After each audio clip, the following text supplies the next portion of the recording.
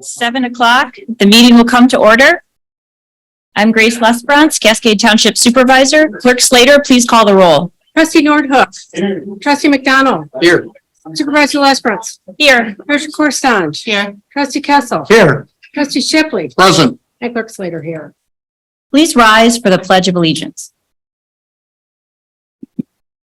I pledge allegiance to the flag of the United States of America, to the Republic and one nation under God, indivisible, with liberty and justice for all.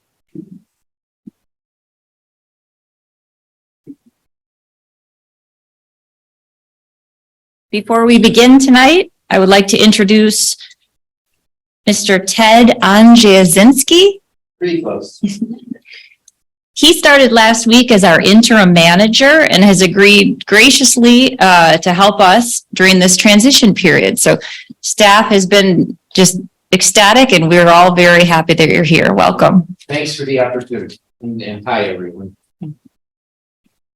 Is there a motion for approval of tonight's agenda? Shipley makes motion to approve the agenda as presented. Support.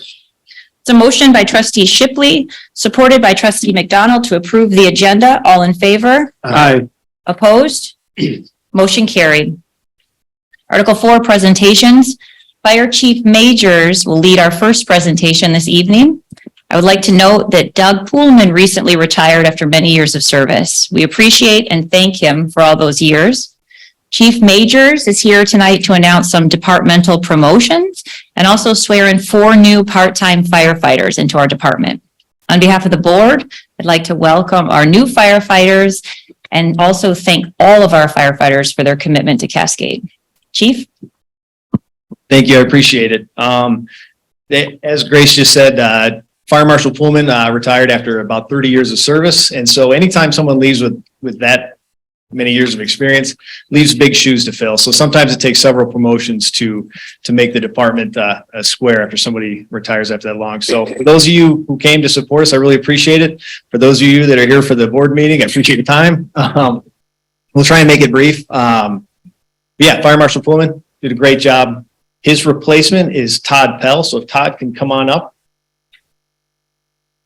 So Todd is being promoted to Fire Marshal. Todd came to us from Cannon Township about 7 years ago.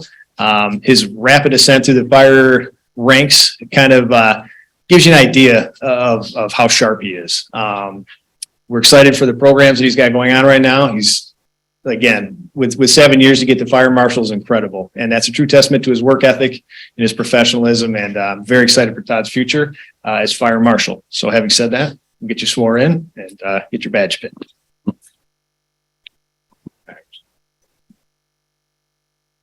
All right, Fire Marshal, raise your right hand, repeat after me. I solemnly swear that I will defend, enforce, and support the Constitution and laws of the United States, the state of Michigan, and Cascade Charter Township. That I will protect the rights, lives, and property of all citizens and uphold the honor of the fire profession.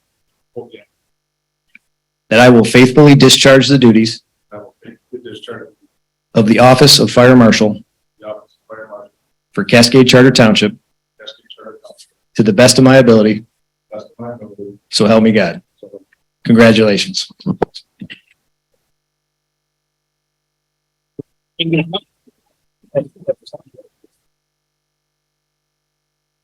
Braden, can you come on up?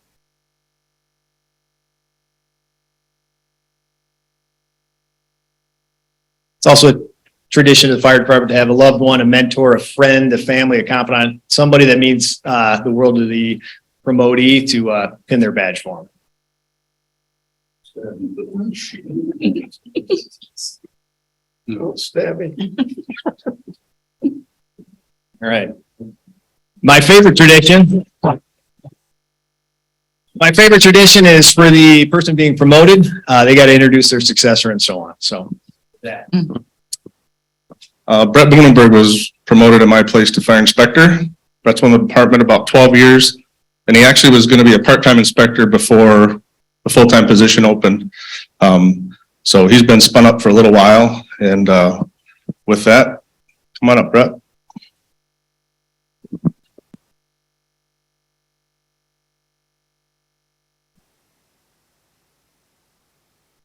Inspector Bunenberg, raise your right hand and repeat after me.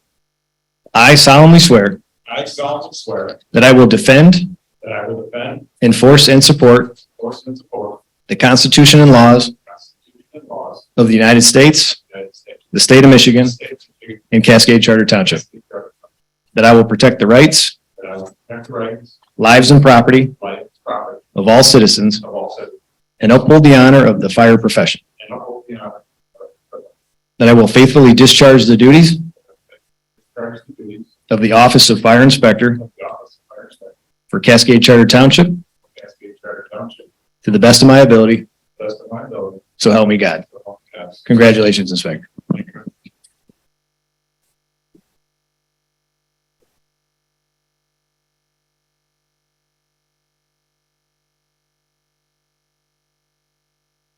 you. Sherry, you want to come on up?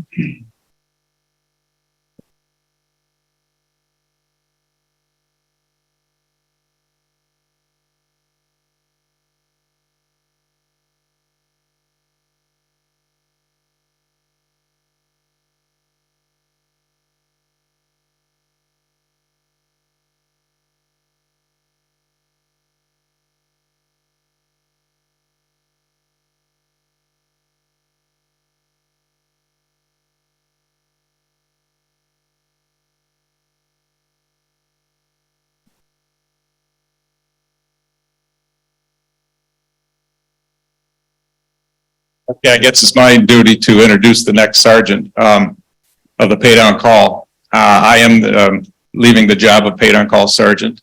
It was a position that came about roughly 6 years ago because there needed to be better communication between the paid on call and the full time. And also some of the new paid on call, it was just a good way to get them spun up and kind of be a mentor to all of them. So it's a job that I've thoroughly enjoyed. Like I said, it was the first year, time for this sergeant position, and I was honored to have that position. So with that, I would like to bring up Andy Marsman, who's going to be our next paid on call sergeant. Come on up, Andy.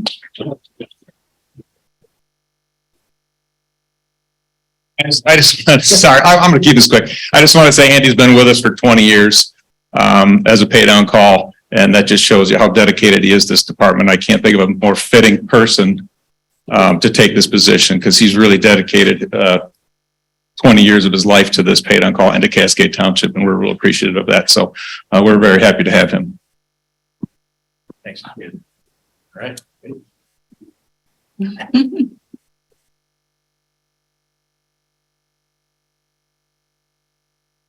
All right, Sergeant, raise your right hand and repeat after me. I solemnly swear that I will defend, enforce, and support the Constitution and laws of the United States, the state of Michigan, and Cascade Charter Township. That I will protect the rights, lives, and property of all citizens and uphold the honor of the fire profession. That I will faithfully discharge the duties of the office of paid on call sergeant for Cascade Charter Township to the best of my ability, so help me God. Congratulations, Sergeant.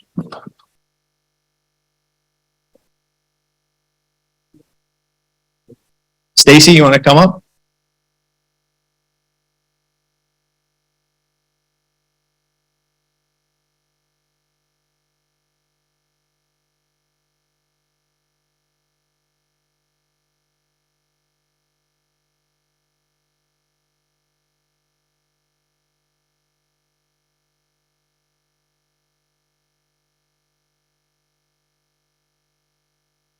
So now we've got a few new paid on call who have recently graduated academy or moving along and becoming fully qualified and ready to serve. So I'd first like to introduce Shane Jordan. Do you want to come up?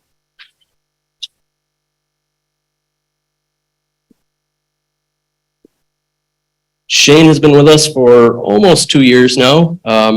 He passed the fire academy last year and has since gone on and taken EMT and become certified as an EMT.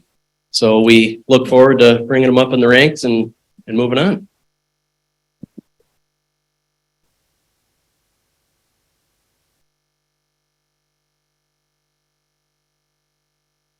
Firefighter Jordan, raise your right hand, repeat after me. I solemnly swear that I will defend, enforce, and support the Constitution and laws of the United States, the state of Michigan, and Cascade Charter Township. That I will protect the rights, lives, and property of all citizens and uphold the honor of the fire profession. That I will faithfully discharge the duties of the office of firefighter for Cascade Charter Township to the best of my ability. So help me God. Congratulations.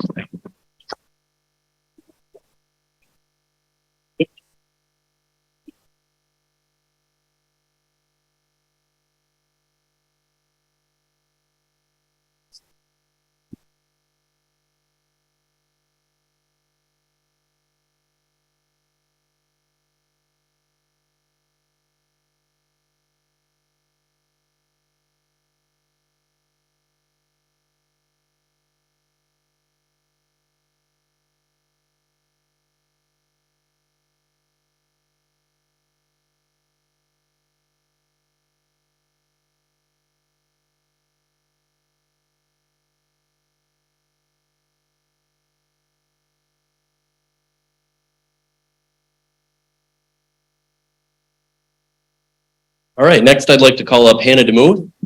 She's been with us about 1.5 years now. She, based on when she started, she ended up taking EMT first. So she passed that last year, has just in May graduated the academy and is working like crazy on getting her black helmet certification so she can be fully qualified. Welcome. All right. Firefighter DeMuth, raise your right hand, repeat after me. I solemnly swear that I will defend, enforce, and support the Constitution and laws of the United States, the state of Michigan, and Cascade Charter Township. That I will protect the rights, lives, and property of all citizens and uphold the honor of the fire profession. That I will faithfully discharge the duties of the office of firefighter for Cascade Charter Township to the best of my ability. So help me God. Congratulations.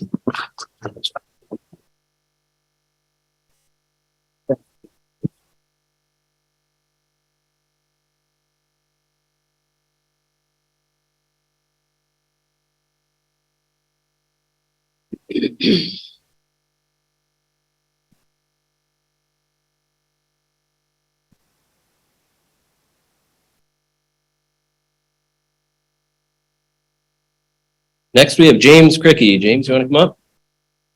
James has been with us just 1 year now. He also took his EMT last year and has finished that and has just in May finished the firefighter academy. So we welcome James and he's working hard on getting black helmet. Firefighter Cricky, raise your right hand and repeat after me. I solemnly swear that I will defend, enforce, and support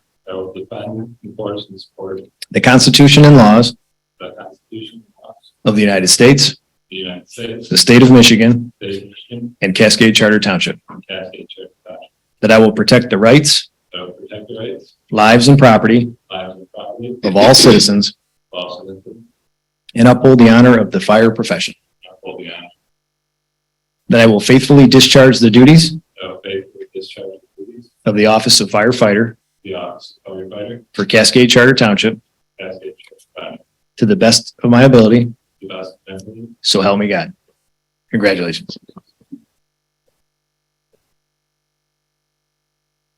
Maxine, you want to come on up?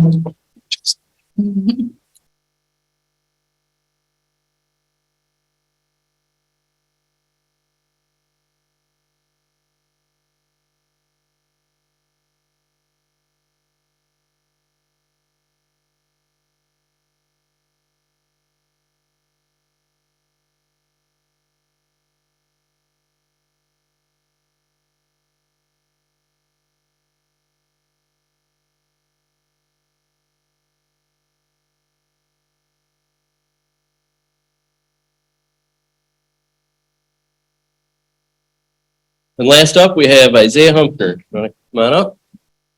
Isaiah is our newest member to Graduate Academy. Hasn't been with us a year yet, and he graduated Academy just in May, and will be moving on next to EMT training so that he can do that. And he's got a lot of work out of him yet, so give him some encouragement, but congratulate him for making it this far.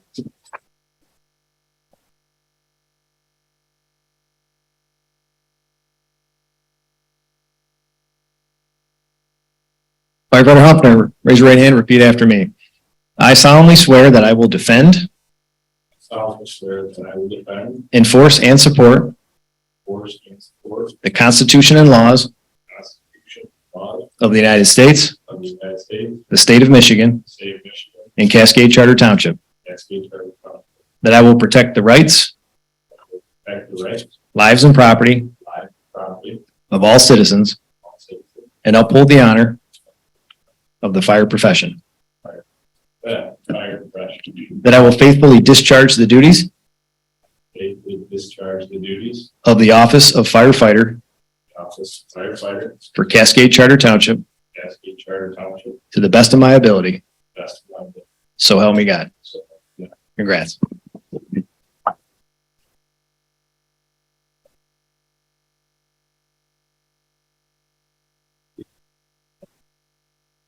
Rick, you want to come on up? To be Isaiah's father.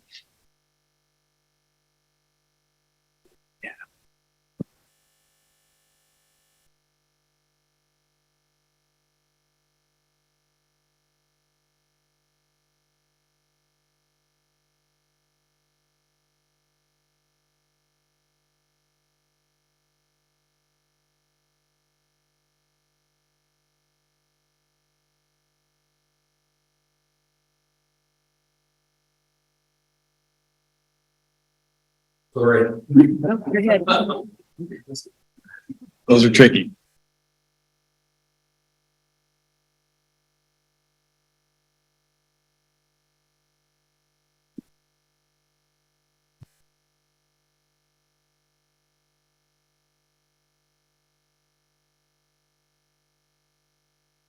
That concludes our ceremony. I really appreciate your time. Thank you for giving us a few minutes of the board meeting tonight to uphold our traditions. Thank you very much. Thank you.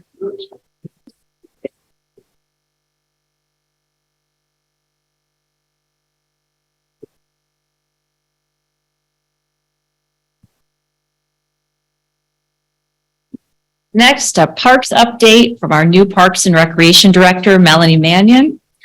Director Mannion is here tonight to provide an update to this board on Tassel and Memorial Parks, and also the new focus on upkeep and maintenance. I recently learned that a longtime resident and benefactor to Tassel Park had expressed concern about its its appearance and the lack of maintenance.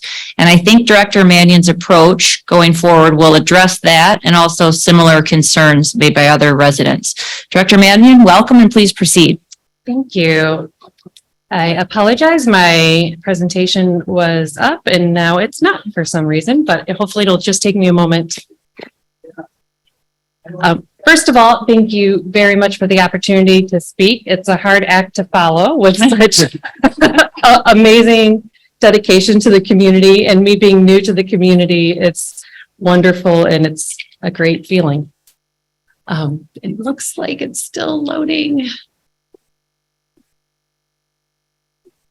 The reason why Grace and I thought of the idea of coming and doing this presentation is, one, and most importantly, to express to you my gratitude for creating this position of a Parks Director.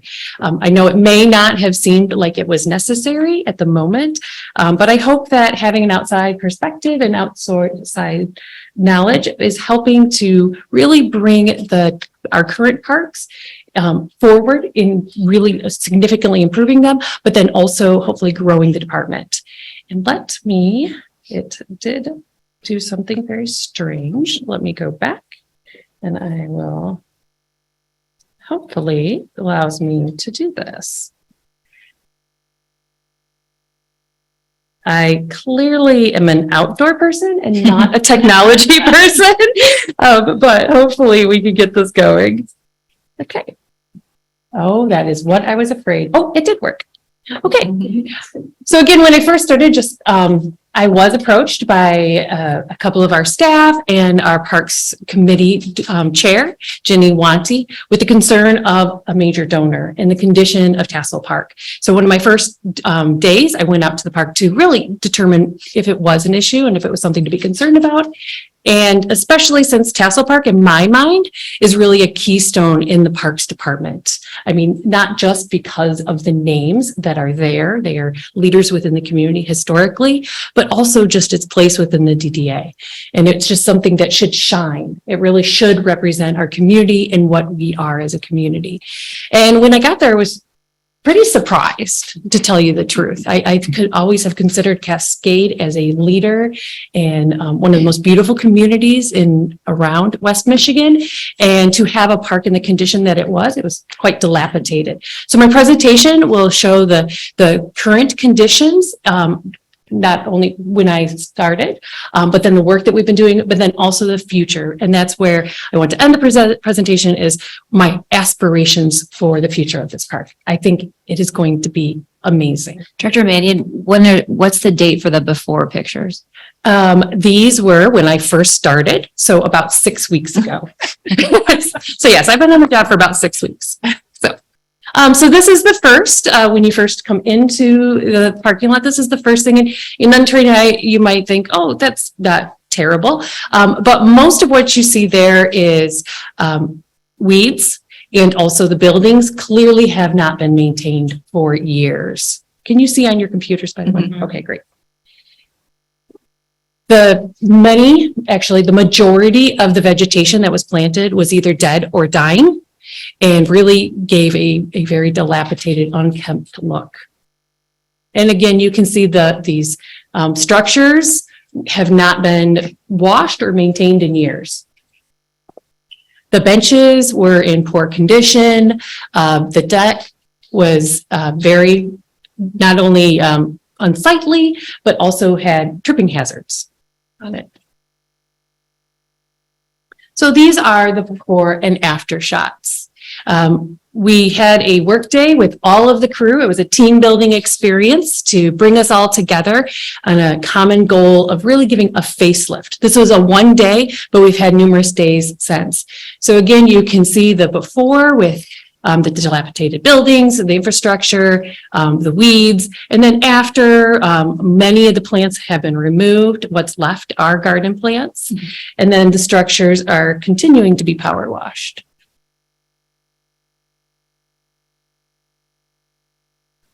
Unfortunately, what remains now, because of so many dead and dying plants, are just empty beds. And we have remulched them, but it does look very empty at this point. Again, well over 50% of the vegetation has been removed at this point.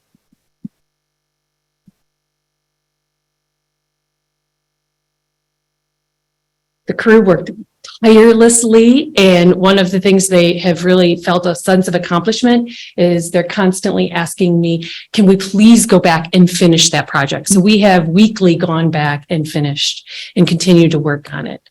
But they did a lot in one day. But you can see the conditions before and after, and this is on every structure. There are a lot of beautiful, we must have invested an enormous amount of money in the stone structures here. They are phenomenal, and yet they looked very poor. They have everything on the upper level now has been cleaned and renewed. We've heard from the DDA board that a couple of the members have noticed the difference, which is exciting that it's noticeable. I was most upset because of needing to steward and foster our donors, especially for future projects, to see the condition of our donor plaques. And this is the Wisner, but it's the same for the other donor plaques as well. They all looked this same condition. Doesn't need to be happen, but we did sand the benches and our tables. Unfortunately, these are such nice tables and benches that they do require a special paint. So you may go and look at them and they do not look good at this point, but we do have a contract right now with a company to get out there and paint them as quickly as possible. but they have all been prepared for painting. Again, if you look, even the garbage cans were, in my mind, excuse me, the word embarrassing.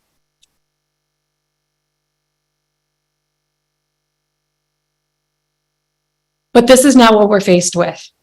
Empty beds that we now have to refill with vegetation, with beautiful plants. And so we do have that ordered, and we will be putting those in hopefully in the next month or so.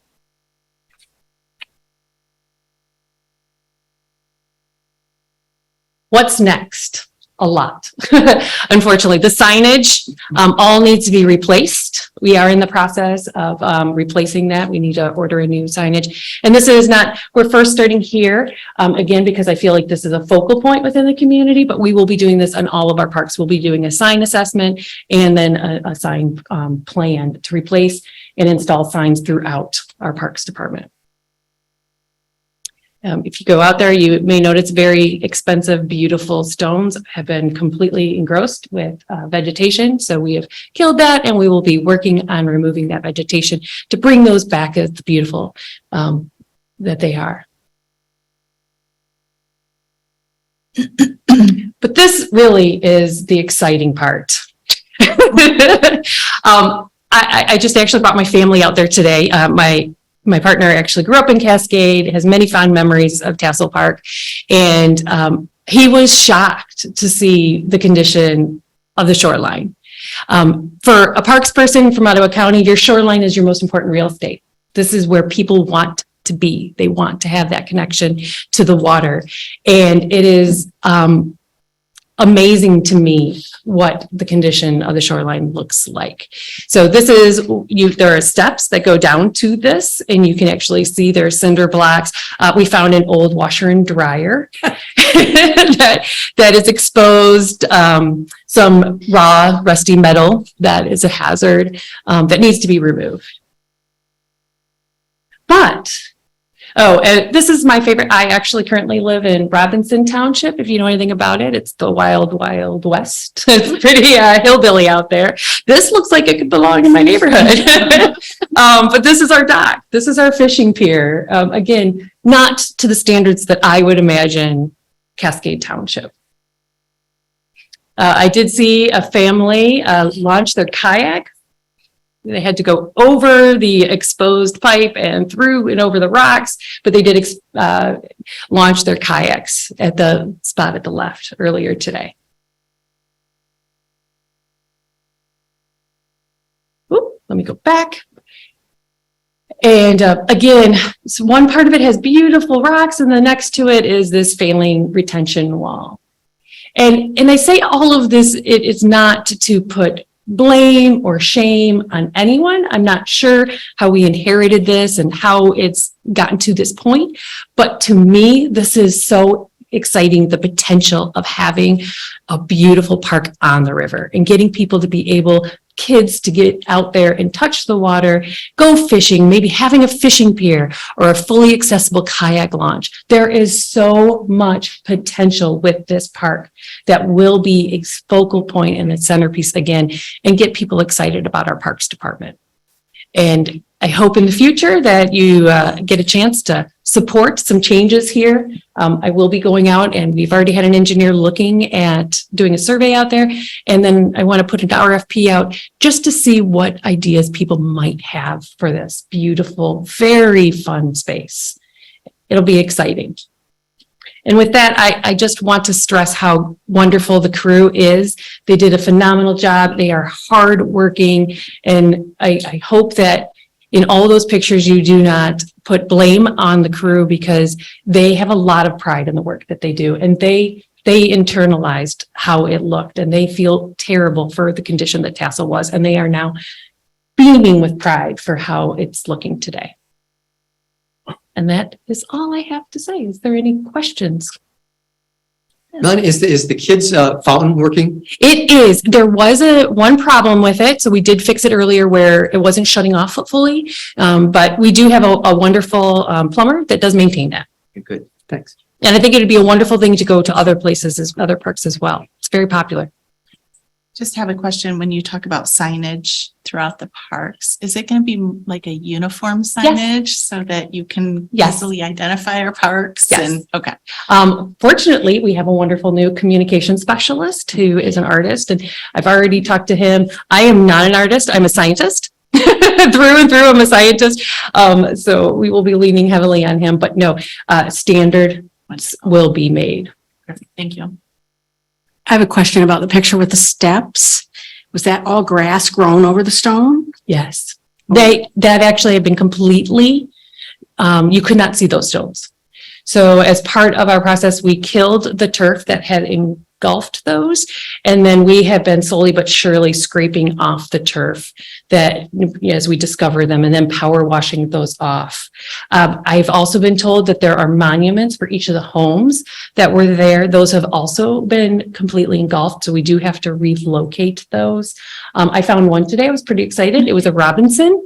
And so I'm hoping that it might be a Rex Robinson relative, descendant of Rex Robinson. Maybe one of you know. But if that's the case, the history that would have been lost if we would have just let this keep going unmaintained.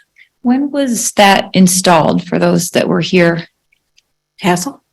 The stones and the different, Early 2000s? A little over 20 years ago. I will say there was a report in 2019. I'm not sure, it was Steve that had contracted that. There was a report in 2017 of things that needed to happen to bring it, to make it more attractive and to bring it back to its glory. And most of those items were not completed. Well, in 6 weeks, you've done more than what we were able to do for 20 years. So thank you so much. Thank you. Keep up You the will great be work. hearing from me again. This is part one. Thank you. Any further questions or discussion? We needed your help. Thank you, Director Mannion. Thank you.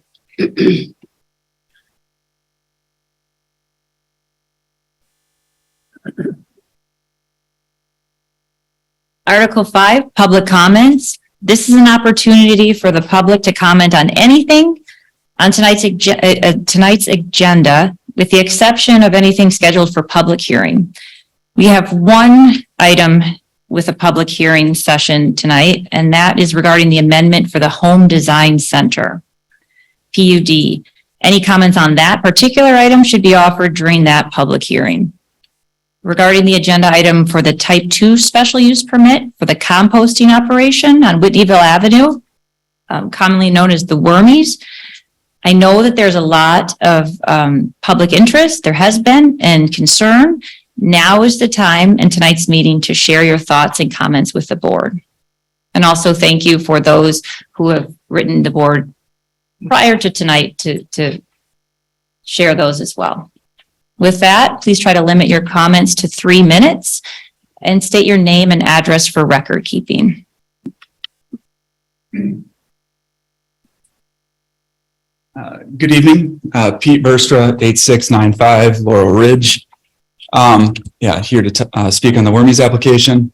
I just want to start out by saying I'm not against their application. I think it's very thorough. It's a well thought out application, but I do think that's lacking in a few respects.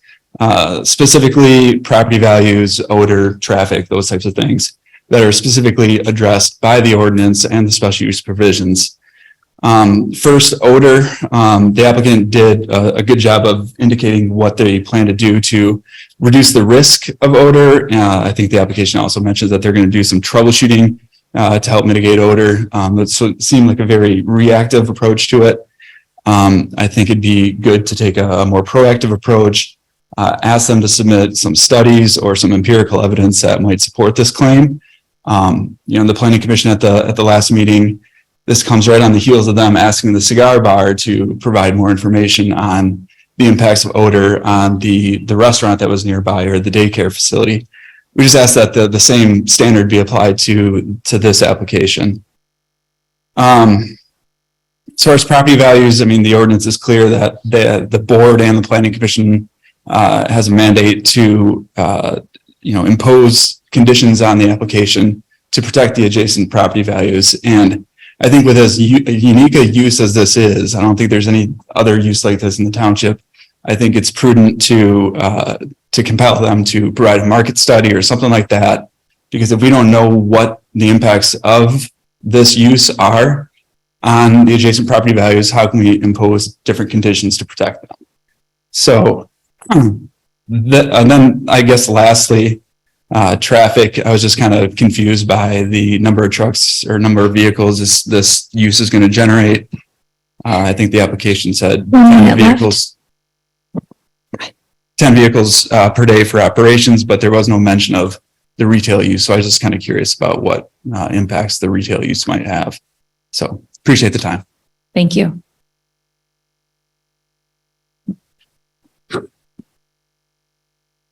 Mike Hemmingson, 8475 Laurel Ridge Drive, Alto, Michigan.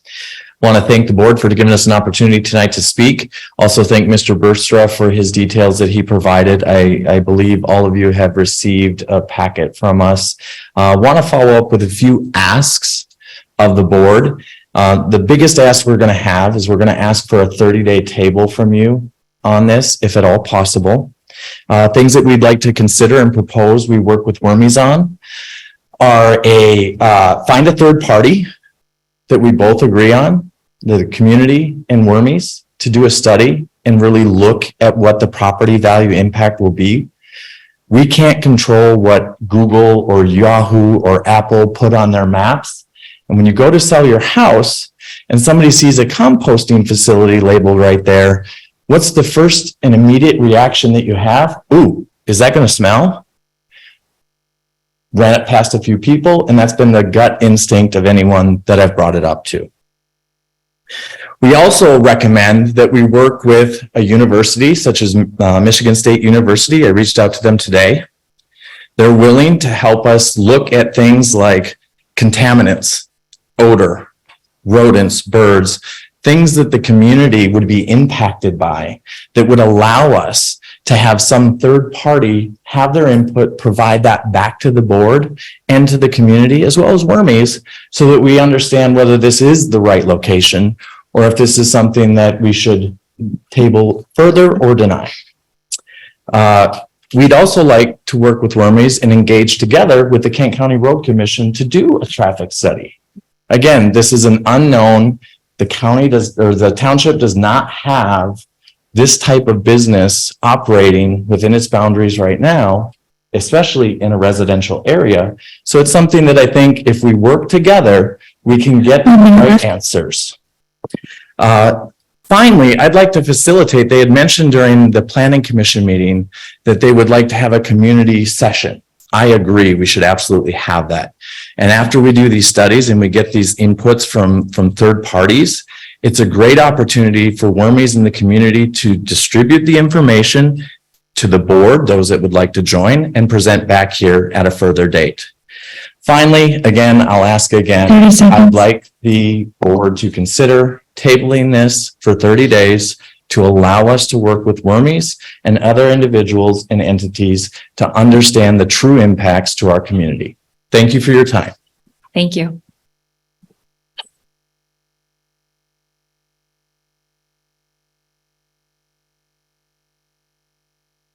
Good evening. My name is Cheryl Shook, 8609 Laurel Ridge Drive. I'd like to start by thanking you for the consideration of hearing our voices tonight and for your dedicated service to our community. I stand here tonight in support of Mr. Burstra and Mr. Hemmingson's request of a 30-day extension to be able to bring some studies and some additional information forward to what's already been presented to the board. For the past 21 years, we've been proud residents of Cascade Township. We chose to raise our children here and have made significant investments in our home and in our community. As many of you know, homeownership is the primary way to build assets and generational wealth in our country. And we, like many of you, have chosen this path for our investment of time and money in the hopes of building a future for our children. Tonight, we are asking you to take a slight pause in the process of approving the Wormies project that Mr. Chen proposes to allow us the opportunity to vet the information that's been presented.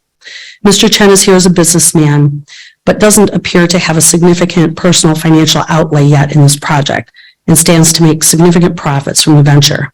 We, on the other hand, have nothing but personal financial investment for several decades in our properties. And we stand to lose significantly if that investment for the gain of this venture. This will not only impact my husband and myself, but it will impact our family for generations to come if Mr. Chen is wrong in his opinion of property value impact. My children and grandchildren will not benefit from the years of hard work that we have put in if this project erodes our property value. The first question you have to fill out on a disclosure statement when you go to sell your home is related to neighborhood nuisances and health hazards to new prospective buyers. This project potentially poses both. Additionally, I've been part of review committees over the years with the school district regarding the safety of Whitneyville for our bus stop for our children, which is at the front of our subdivision, the top of the road directly across from this project. We have shown time and time again that the traffic on this road is already dangerous, given the hill that exists right at the entrance of the proposed project and across from our subdivision. Cars travel at 55 miles an hour or more on that road with no shoulder or turning lane to divert to. Additionally, since those studies were performed, we've had the entrance to 96 back behind the airport, which has increased traffic significantly right in front of our subdivision, as well as 30 seconds left. Increased with the Wright Riley quarry down there. For these and other reasons, I'm respectfully asking that you allow us the needed time to get experts' opinion to substantiate what's already been presented to you to be able to support this project in a healthy way going forward. Thank you. Thank you.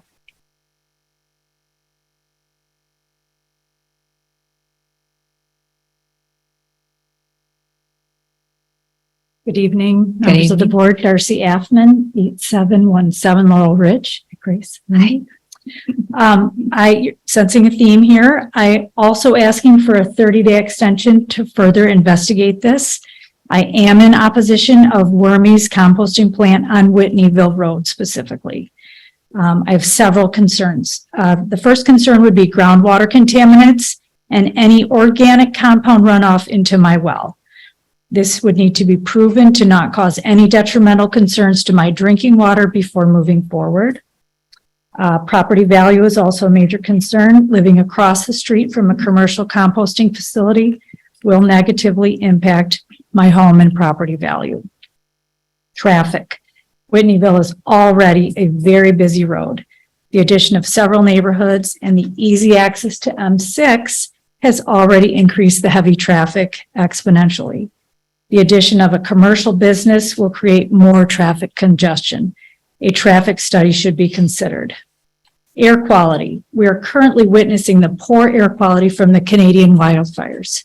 Compromised patients are encouraged to wear an N95 and or stay inside. How can Cascade Township not be concerned with the environment?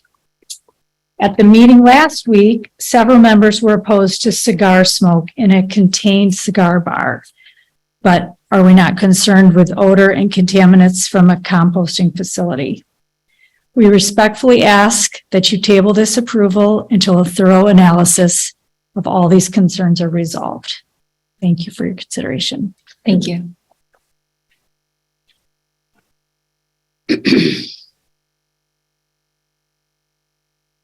Hi there, my name is Alexandra Campbell, and I am an employee at Wormy's at the 5745 Whitneyville Avenue. I would like to give you guys some information that I don't think has been shared yet. There has been a microbe found in our finished compost that is known to break down PFAS, which, as we know, is called a forever chemical. So I would actually like to say that if anybody doesn't want Wormies, then they're basically saying they don't want us to help remediate their groundwater and remediate their soil. This is big, this is huge. And so I did bring up an article that I'd be happy to share later on with you all that can confirm what this microbe is capable of doing that we found in our compost. We also work with a really good friend of ours. Her name is Alexa, and she does a really great job with microbiology and looking at soil underneath the microscope. And she did not find any microplastics in her last batch of compost that she looked under the microscope from our compost facility. I would like to say that I have been working here since April, and I left a college that I had a great job at. And that just goes to show you like how beneficial this job has been in my life. I left a college that's very, had great benefits to work for a compost facility. And you might think, wow, what is this girl thinking? But I cannot, put into words how grateful I am to have worked for Wormies, the amount of amazing people I've met from this opportunity. Working at the farmers market every Saturday has really brightened my whole life. It's been incredible to hear the stories that people come forward when it comes to gardening and growing food, and just seeing it light up their life and seeing the amount of produce that they get from our vermicompost is just incredible. So I encourage you to, maybe use some wormies in your own garden. You'd be really surprised with the results. It's incredible. And I would like to mention that I know in the past that this was talked about us being a commercial composting facility. I know that we had to be, labeled that, but I do not think that we are, in these terms, when we're coming to forward as a commercial compost facility, I understand that that's what we have to be, called, but that is like not what we are. And I encourage anyone who thinks that to come visit the farm and see for yourself. Thank you so much. Thank you.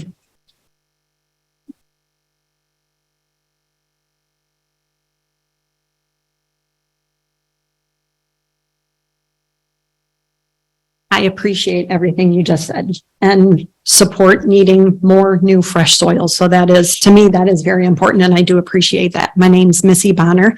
I live at 8570 Laurel Ridge Drive, also in Alto.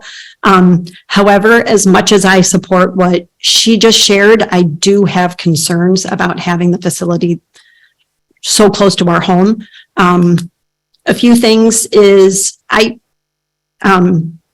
would love to know if you do move forward with this. Will you be patrolling it for the next few years? I know at the last meeting, after listening to several hours of the meeting on a Zoom later, there were a lot of changes that were added into the original plan that the planning commission wanted to see. And I appreciated what they were doing there. I would just love to know that there will be follow through. I know the state has the department of, I call it the Eagle Department, the EGLE. Best of my ability is there's one person who oversees all of the composting facilities in the state, and it can take a year for him to get to visit it. And that would not be acceptable, especially in this new found stage, in my opinion.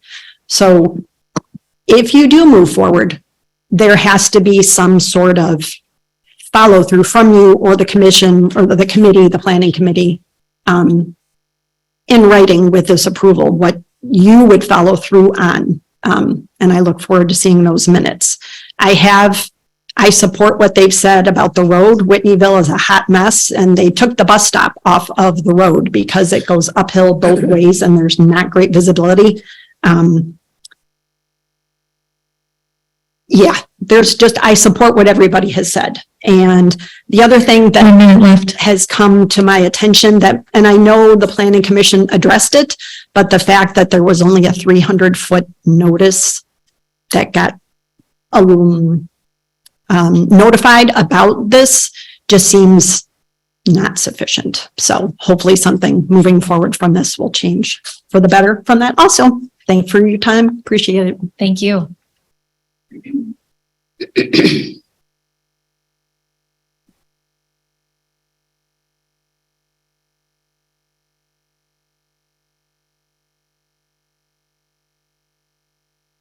Dr. Mark Gaffman, 8717 Laurel Ridge. First of all, I'd like to thank the board for allowing this opportunity to be able to come forward and kind of talk to you.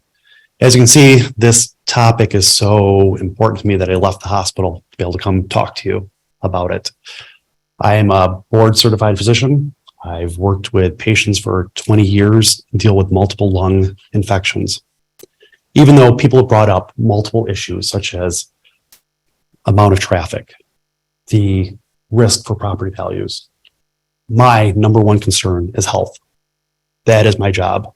That is what my dedication to people is about. I think if the last couple of days have shown us anything, how important clean air is. We've all been experiencing what is occurring based on the smoke. Hopefully it's temporary and goes away. What happens by putting a composting place within such close residency to people who live that you can't move, that you can't get rid of that? There's been studies that show that there is fungal infections, bacterial infections that can travel up to about 1,000 meters, up to about 1,000 meters, up to 1,500 meters. That's essentially a mile in each direction based on whatever wind, the way it is coming. These include very serious infections such as aspergillus, which is only about 5 microns in size. What kind of filter is being put in? Hospitals have a hard time stopping this. And that's in a contained area with a hood. How are we going to stop this when it's outdoors and going to spread? Legionella, candidiasis, and histoplasmosis are also things that are very common. It's a normal portion of things that will grow in a composting area.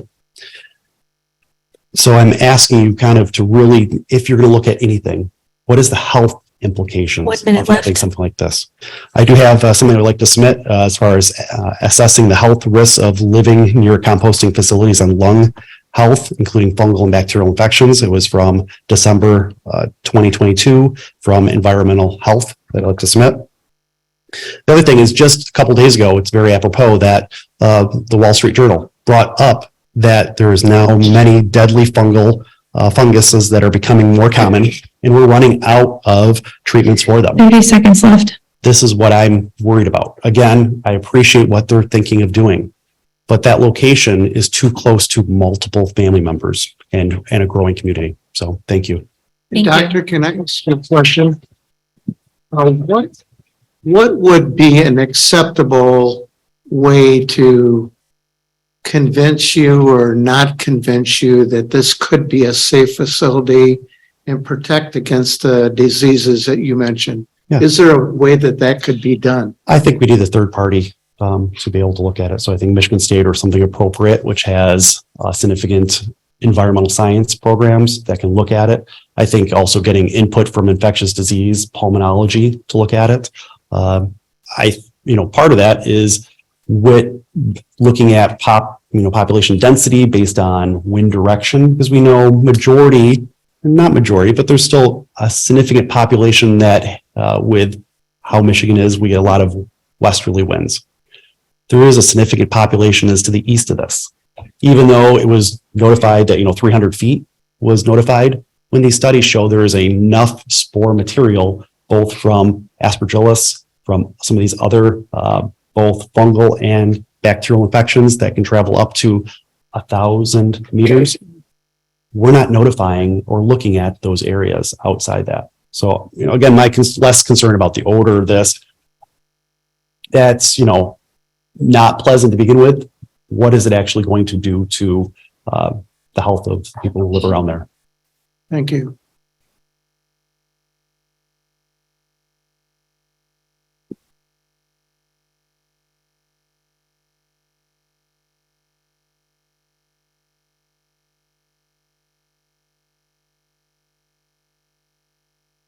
If any of our Zoom participants, we have one hand up, but if anyone else would like to speak during this time, again, say your name and your address clearly, please, and 3 minutes.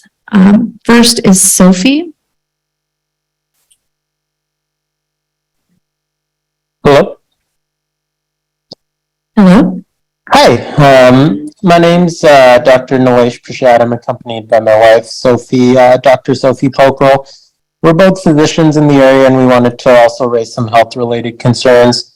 Firstly, air quality and overall safety should be a major concern with the vicinity of this facility. There are several studies that I'd be happy to also provide that show a correlation with increased risks and rates of lung disease such as asthma, COPD, and possible cancers in people near sites such as the proposed. Studies from Cornell University also demonstrated that these sites produce a multitude of biopollutants or bioaerosols, including many bacterial, fungal, and viral species into the air, which can cause serious harm and health concerns in the neighboring areas. This will especially impact at-risk populations such as children and elderly, causing much higher rates of asthma, COPD, and potentially worse. There's been no studies provided by Wormies on the impact that this will have near to a large populace and its impact on direct air quality, or even any basic wind pattern information provided to safely say that this isn't a major concern to all those who live within a mile radius of the proposed site. Additionally, a large population here relies on well water systems. Once again, there are plenty of research examples and news articles regarding commercial composting sites having biopollutants seep into the groundwater, impacting those around them. Once again, the health implications are very serious. There are many examples of this occurring, and the impact is always devastating to those involved. Study involved a recent contamination of well water in Long Island, New York, near a similar mulch-based compost site, and that determined that multiple heavy metals such as arsenic were found in homes and neighborhoods in the surrounding areas. These heavy metals have been strongly linked to Parkinson's and major birth defects and neurologic defects.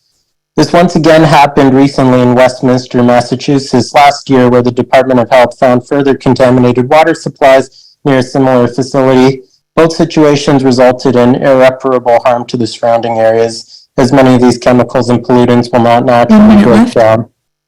Once again, Wormies only provides reassurances with no actual guarantee that they can prevent this, and no further environmental studies regarding the rising water levels in the area and how this may impact their ability to prevent this from impacting the surrounding homes.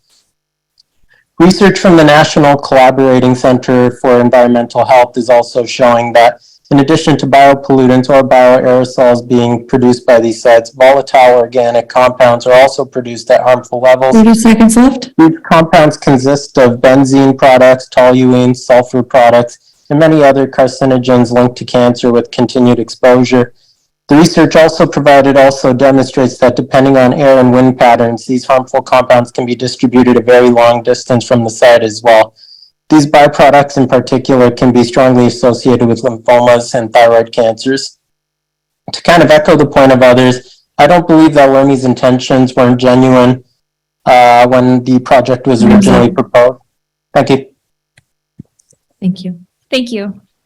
So we have two more so far. Wait, sir, can you come up to the, okay, we'll have, this might be premature because we're not in the position to answer those questions, but There's two more on Zoom waiting. so we'll flush it out. Craig Rumschel, about 8456 Lower Ridge. Okay. The Wormies individual mentioned already actively employed at Wormies on Whitneyville. Has the board approved that? Or my understanding is everything is tabled, but I know she had referenced that she's actively working there and quit her schooling. What is the current status that has been approved? Don't know yet. We'll have that. We'll flush that out later on when we have discussion and hear from those. I don't know. Good question. Okay. I guess I'm bringing it up because she referenced being actively employed there. So some of these concerns that we're listening to, is that a risk that we have as of right now? Pause and you'll get good to bring it up and we'll walk through that. Thank you. Thank you. Anyone else virtually? Virtually, we have two more people. Okay, let's hear from this gentleman here. Oh. Are you one of the, Yes, I'm Chandler Michalski, 5745 Wormies. The road concern, there's going to be 6 pickup trucks a week. I don't know what somebody was talking about, 10 per day or something like that, but pickup trucks. And so like talking about going down our driveway with 6 pickup trucks per week, potentially like 2 per day. Would you rather a subdivision be there and have like 600 per day or like per week? You know, it's like, what other option do you want for this property? Because like we are trying to conserve this land. And as far as I'm concerned, you guys need some buffers. You need conservation. This is agricultural, rural conservation district. And we're trying to reforest this whole entire property and compost on a half an acre out of the 13 acres. We're trying to plant hundreds of trees, you know, so many different biodiversity, so many different species to help mitigate all of these risks and reforest it and conserve this land. So as far as like the road concern, it's like there's not going to be much added traffic at all. The clean air, all those plants that we're talking about, all the algae that we're talking about in our pond, our retention pond full of phytoplankton and algae and things that can clean the air. And then we use those aquatic microorganisms on our terrestrial microorganisms in the compost, and we create the best compost in the world that can like remediate all of these different toxins, can break down all of these different toxins and grow the most nutrient dense food and medicine possible. Like we need to restore our soil. It's said that we only have 60 years of topsoil left. So we're concerned about our children and our property values. Let's be concerned about our children's soils and what they're going to be, you know, like, can we actually do this for 60 more years? Like we actually really need to focus on soil health and remediating our land. We can add so much value to this township by what we are doing. If you guys just get on our page and like start promoting Wormies, like we can add so much value to this township and can be a spotlight for townships everywhere of how to compost small scale, tiny scale locally, and to use that compost locally to regenerate our soils and to clean up these toxins. Look at all the farms around us already that are farming with conventional means and spraying glyphosate every year or applying raw manures to the field. That smells so much worse than anything that we will ever do. We are responsibly composting. And right now we see farms all around us with piles because they are legally allowed under the right 30 seconds. to have more compost than we would ever have on our site. All these farms around us already have compost piles and huge mountains, you know, unresponsibly doing it, and it's running off into our water and it's poisoning our land. And we're not going to do any of that. We're professionals and we know how to do things right. And we are here to remediate our earth and add value to this township. Yeah, thank you. Sir, thank you. Can you stick around? You're the first item on our agenda for discussion, but I think the board would appreciate you being available for questions when we get to that point. Yep, thank you. Thank you.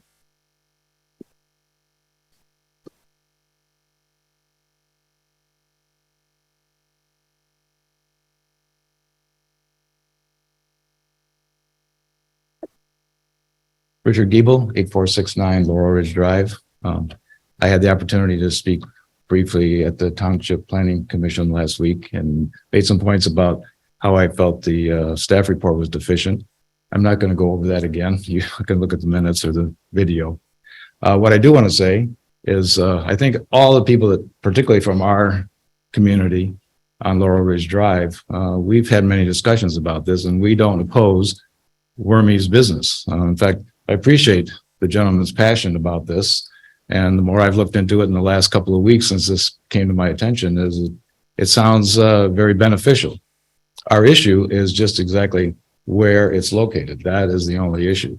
And I think all the, you know, the health concerns, the traffic, all these things are legitimate concerns, property values, particularly for us. And the last point I want to make is that I probably learned more about the ARC in the last few days than I ever wanted to know. And all of the machinations of township government. So I appreciate your service and the time that you put into this. But what strikes me is that I've lived on this street for 15 years, and that I've not seen any commercial or what I would consider semi-industrial development in what is now I've learned to be the ARC. It has either been farmland or low density residential development. And that has been consistent for 15 years at least. And I think it goes back farther if I talk to some of the longer service residents. So I think I would encourage the board to stay consistent with what your track record has been. You've developed this property. I don't know how many requests like Wormies have come up in the past years, but obviously none of them have been approved. Minute left. We still see single family homes being developed. Some are right on 52nd Street, east of Whitneyville right now. It was the house built on Whitneyville, just 300 yards down the street from where our road is. That development should continue and you should stay consistent. So I'm not at the camp to table this for 30 days. I'm of the camp that you should look at this, look at all the issues, look at what has happened and how we got here, and craft a equitable settlement that just rejects this demand. And it should have been stopped about 1.5 years ago, in my opinion. So I appreciate your time. Thank you.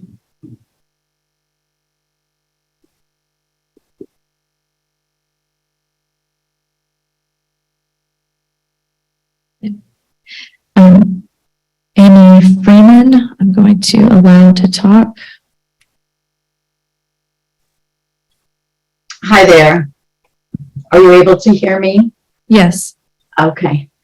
My name is Amy Freeman, and I am in Fenton, Michigan, on the east side. I am with the Michigan Organics Council. I am the co-chair of the Michigan Organics Council, as well as the chapter leader for the United States Composting Council representing the state of Michigan. My work has been in composting for the last 30 years. My current work is with the Genesee Conservation District here in Genesee County. I want to talk a little bit about my past work and as far as composting goes, and let you know that I am in favor of Louise Chen and the Wormies project going forward. Composting is an industry, and this project is what we consider in the composting industry to be a smaller scale, decentralized compost site. I have worked previously at Country Oaks, which is a large-scale composting operation here in Genesee County that is in very close proximity to two neighborhoods. It's in the city of Burton, Michigan, and we have neighbors that run both sides of it.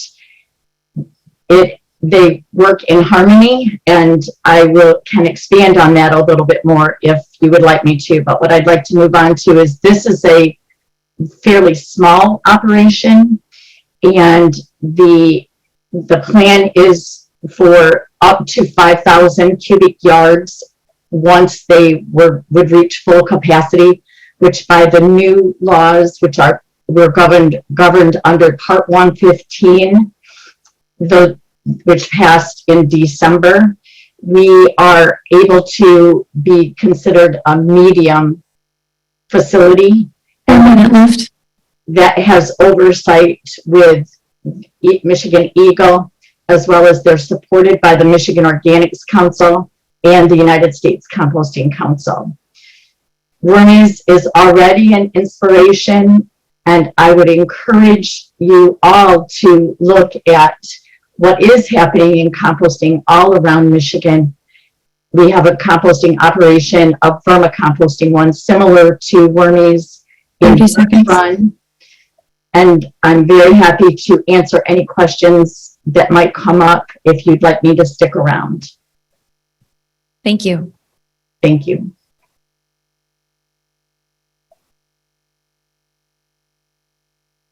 Louise Chen.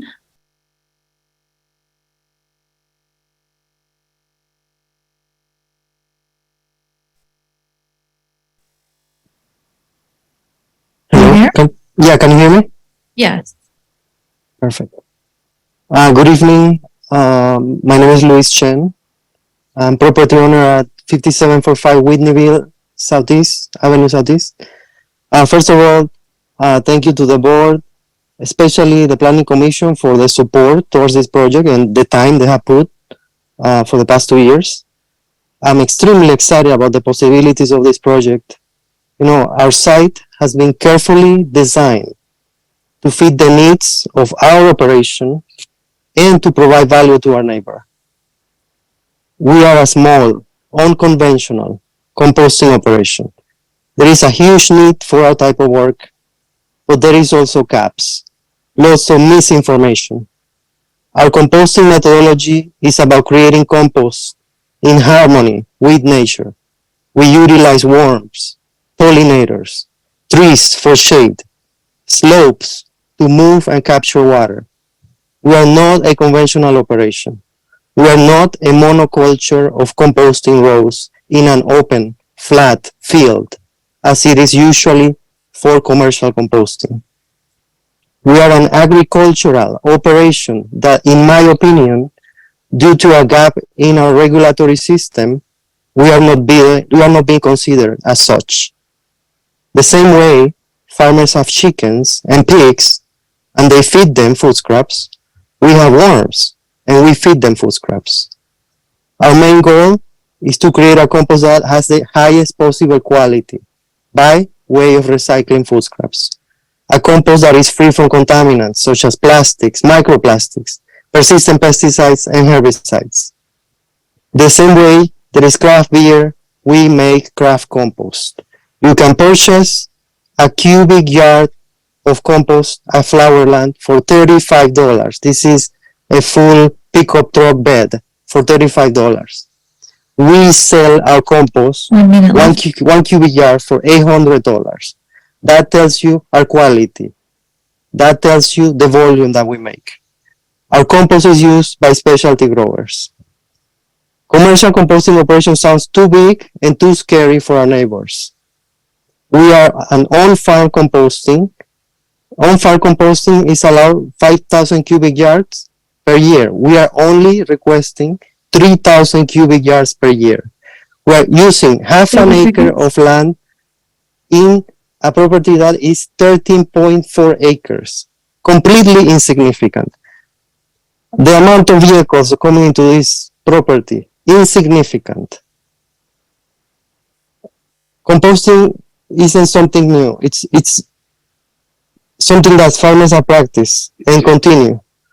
The popularity of our project is because we are incorporating this into our neighborhood. We're raising our voice. Time's up. This brings health and well-being to our neighborhood. Thank you, Mr. Chen. And if you are able, I think it would be helpful if you would stick around to answer any potential board questions when we discuss this agenda item. Thank you. Thank you. We have one more. Scott Van Solkema. Hello, can you hear me? You sure can. Hi there, Scott Van Solkema, 2570 Orange. Sorry I wasn't able to attend in person. Two things. At first, I was against the Wormies project just because I worked in Lowell with the biodigester and those people didn't know what they were doing and it made the whole town stink. It does sound as the three people that did speak about this know what they're doing. Regenerative agriculture is extremely important. Like the gentleman said, we do have limited topsoil, and the way commercial farming is, they basically just strip the land of all the nutrients, and then they have to put in all these fertilizers and things to get it back so they can actually grow plants. So this I see as a good thing. Otherwise, like the gentleman said, they could say screw it and sell their 13.5 acres and put in 60 to 100 homes with a ton of traffic. The other thing is, regarding the Liquor Control Commission, or the liquor license, I'm in 100% support of Backyard, the grill, the people that have been there to the meeting several times. I saw the Bridal Elegance put in for the liquor license. I'm sorry, I don't think people shopping for wedding dresses need to have alcohol. I know it's probably a nice thing to have, but they've been in business for decades in that spot without needing it. People aren't going there to drink or eat. They're going there to shop for wedding dresses and they don't need booze. This restaurant is owned by, I'm assuming, immigrants looking to do the American dream, and they are struggling. They've been there for the past 3-4 board meetings that I've attended and asking for this. Otherwise, they're going to go out of business. Now, I don't know anything about the Indian restaurant that put in for it over there by Sundance Grill, but they haven't been trying to, grease the wheels of government, so to say, or so to speak. These people have been there. I went to the Backyard after the first time I saw them at the board meeting. My wife and I were the only people there. These people deserve to get that liquor license, and for what it's worth, I support them and hope you grant the Backyard the liquor license. Thank you. Thank you.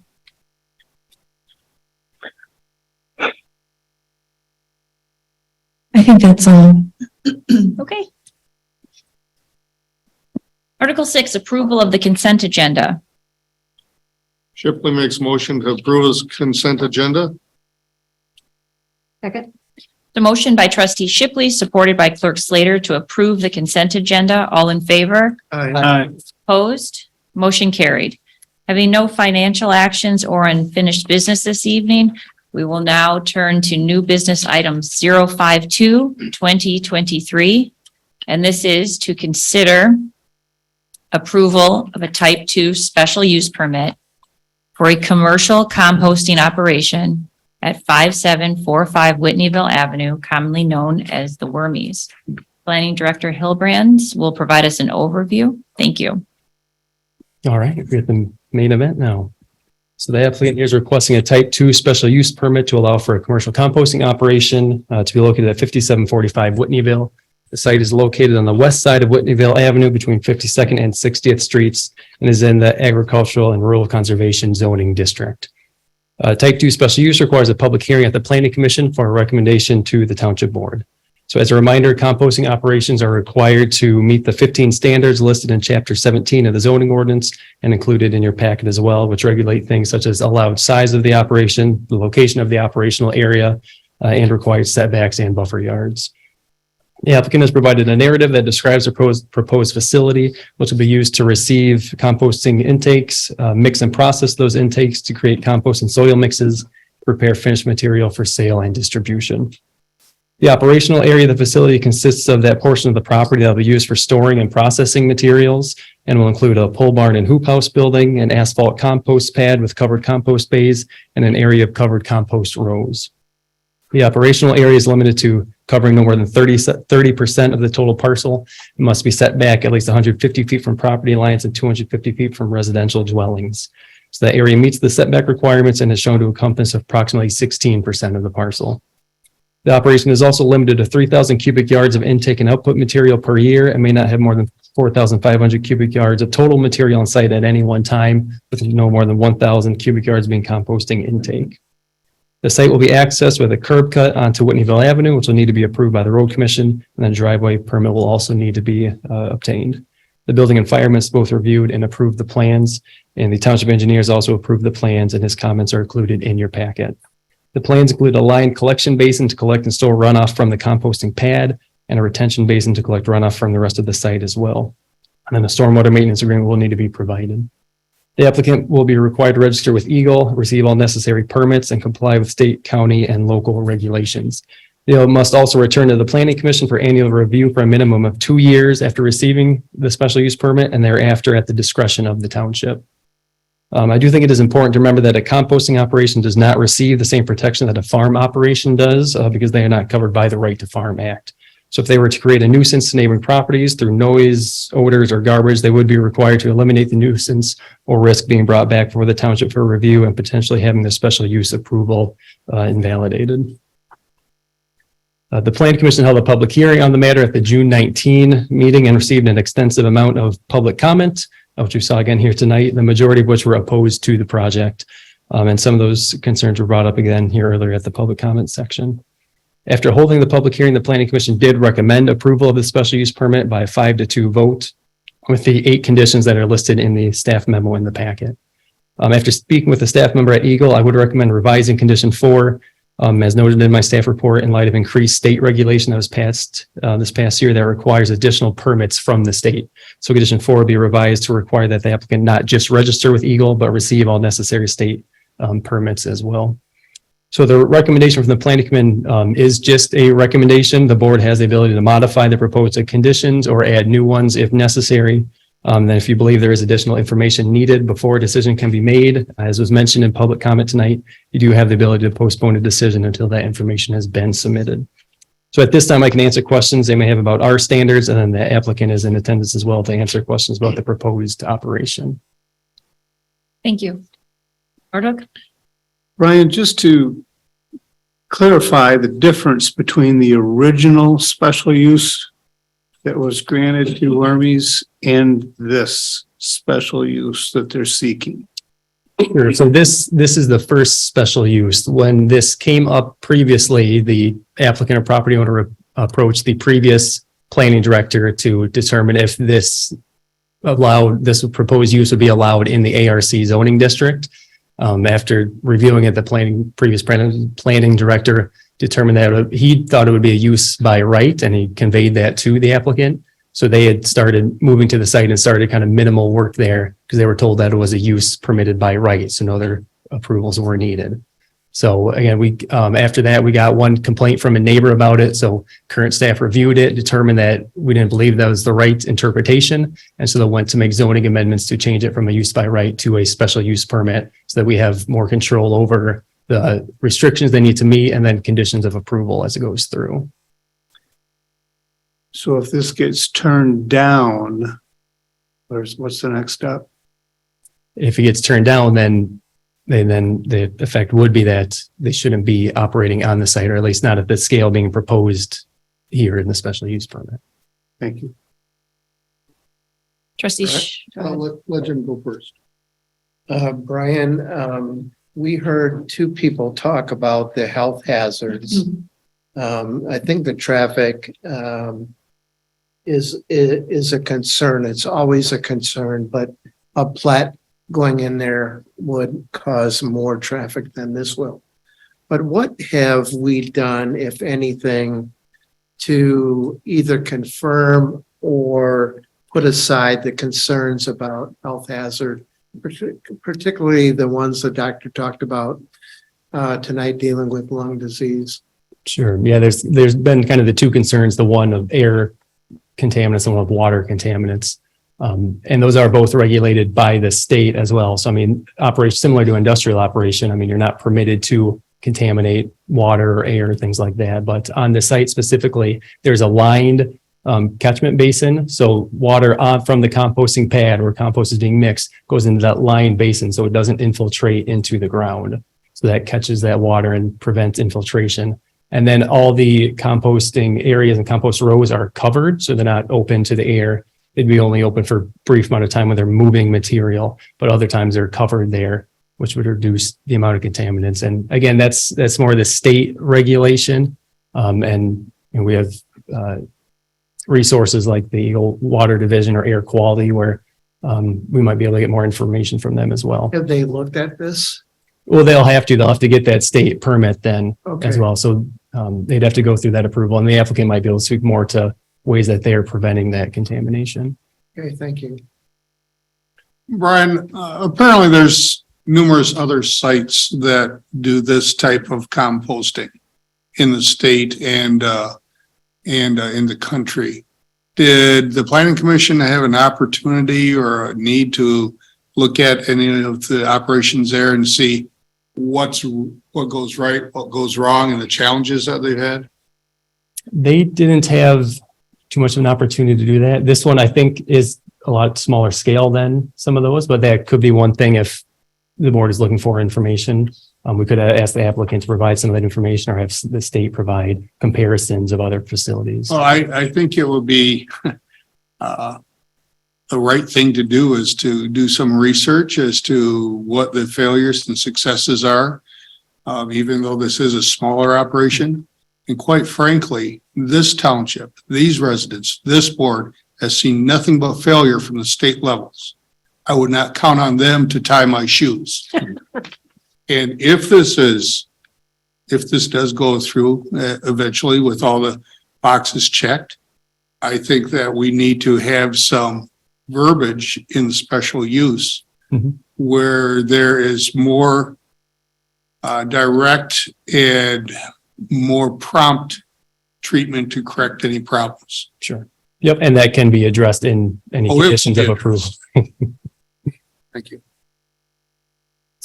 So Brian, this is zoned agricultural rural conservation, and we've been very big the last year on trying to promote agricultural property and keep agricultural zone districts as agricultural zone districts. But in theory, if Wormy sold this property to a farmer could come in, plant anything they wanted, use liquid manure, which really smells. I went by some recently. They could put chemicals down, much less control than Wormies would be. They would basically have, like you said, they wouldn't have the controls, and we wouldn't be able to have the controls on a farm as we do with Wormies. Is that correct? That's correct. As most farming operations, township approval is preempted by the Right to Farm Act, and that isn't the case with a composting one. We can apply, essentially any reasonable condition that we'd want to here and be able to enforce that. Because I read through everything very exhaustively because this sure seems to be a legitimate use in a zoned agricultural district. And the key is we have very strict controls. We've set up new zoning ordinances, much stricter than the state, stricter than the county, and we can really monitor this. And we have annual reviews. So if they don't meet the requirements that we think they should meet, doesn't matter about the state, we can close it because we have that power and capability, whereas we wouldn't if this were a regular farm. Correct. Yep. So if they are not meeting the conditions of the special use permit, then we can essentially pull that permit. Okay. Because I saw that there were 15 standards, all kinds of regulations and requirements. We wrote a complete ordinance. I did see that there is obviously strict stormwater maintenance, of which we've tightened up our stormwater maintenance the last year to be very strict and very tight. And I see that there is a limit of 3,000 yards annually. And we've required the applicant to follow all the requirements of section 17.072, the zoning ordinance. And that includes the requirement that the applicant return to the planning commission for an annual review and that they limit to 3,000 cubic yards. So this is a very small operation, and that the applicant receives all the necessary state, county, and local permits. And again, we control those local permits, correct? Correct. Yep. We set those standards and what they should be. Okay. And so this new ordinance was created just for this just for this situation. Again, being very controlled and a very limited operation. Is that correct? Correct. Limiting the size of it so that you can't have a large scale one. Okay. All right. Thank you. So I read in there the word boutique. So this is a small operation, and it sounds like it's intended to stay that way so that they can keep the quality.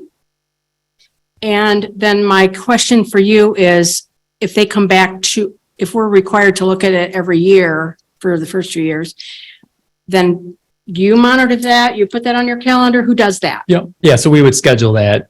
For the first 2 years, that has to come back annually, and then it's still at the discretion of the township at any time. So if there's an issue that pops up 5 years down the road, we can require them come into a review then. Perfect. Thank you. Got one more question.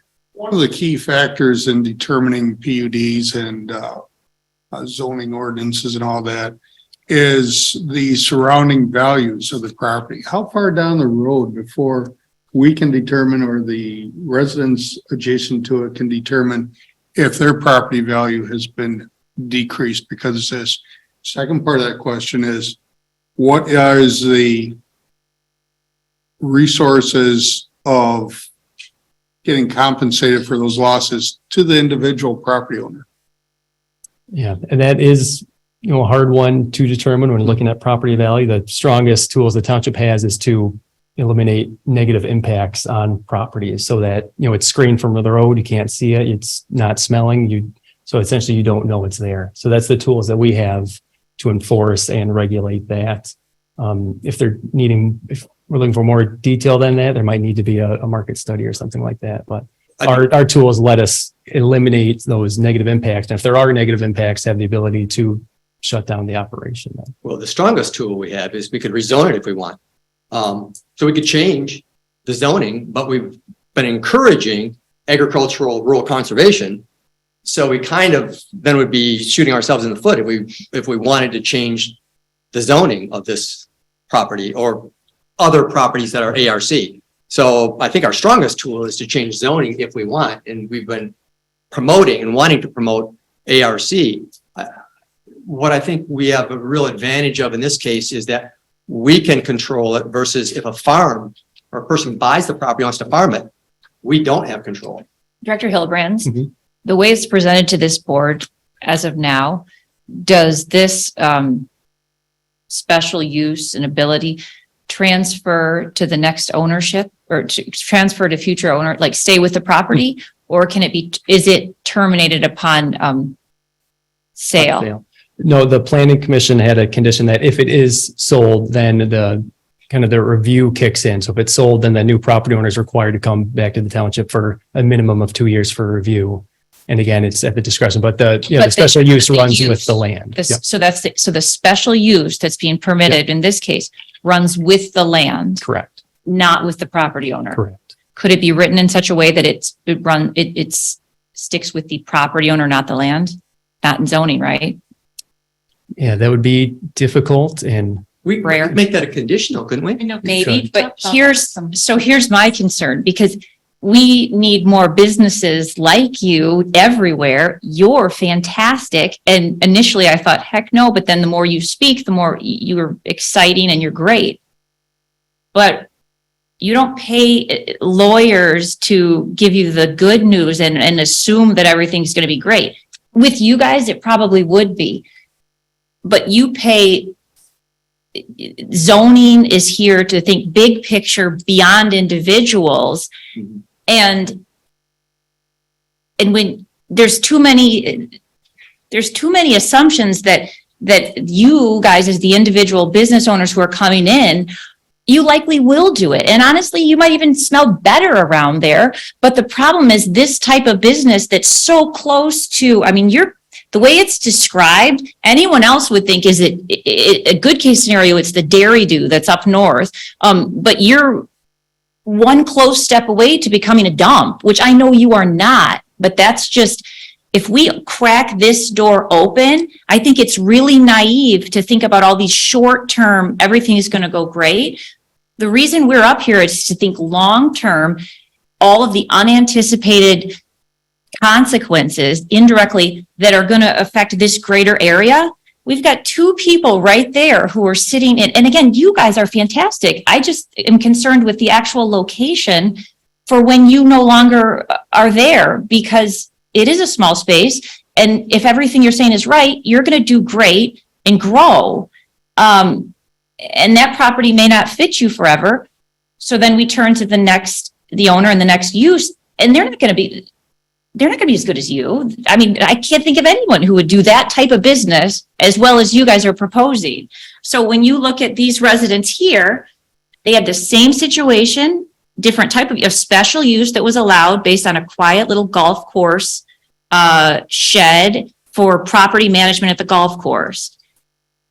It was transferred to a new owner, same use, same exact use. The way it was written made sense at the time, not a big effect. The fact that it backs up to a bunch of high value residential properties, but we don't control that. Our track record in Cascade Township is very poor for enforcement, very poor, and thinking big picture.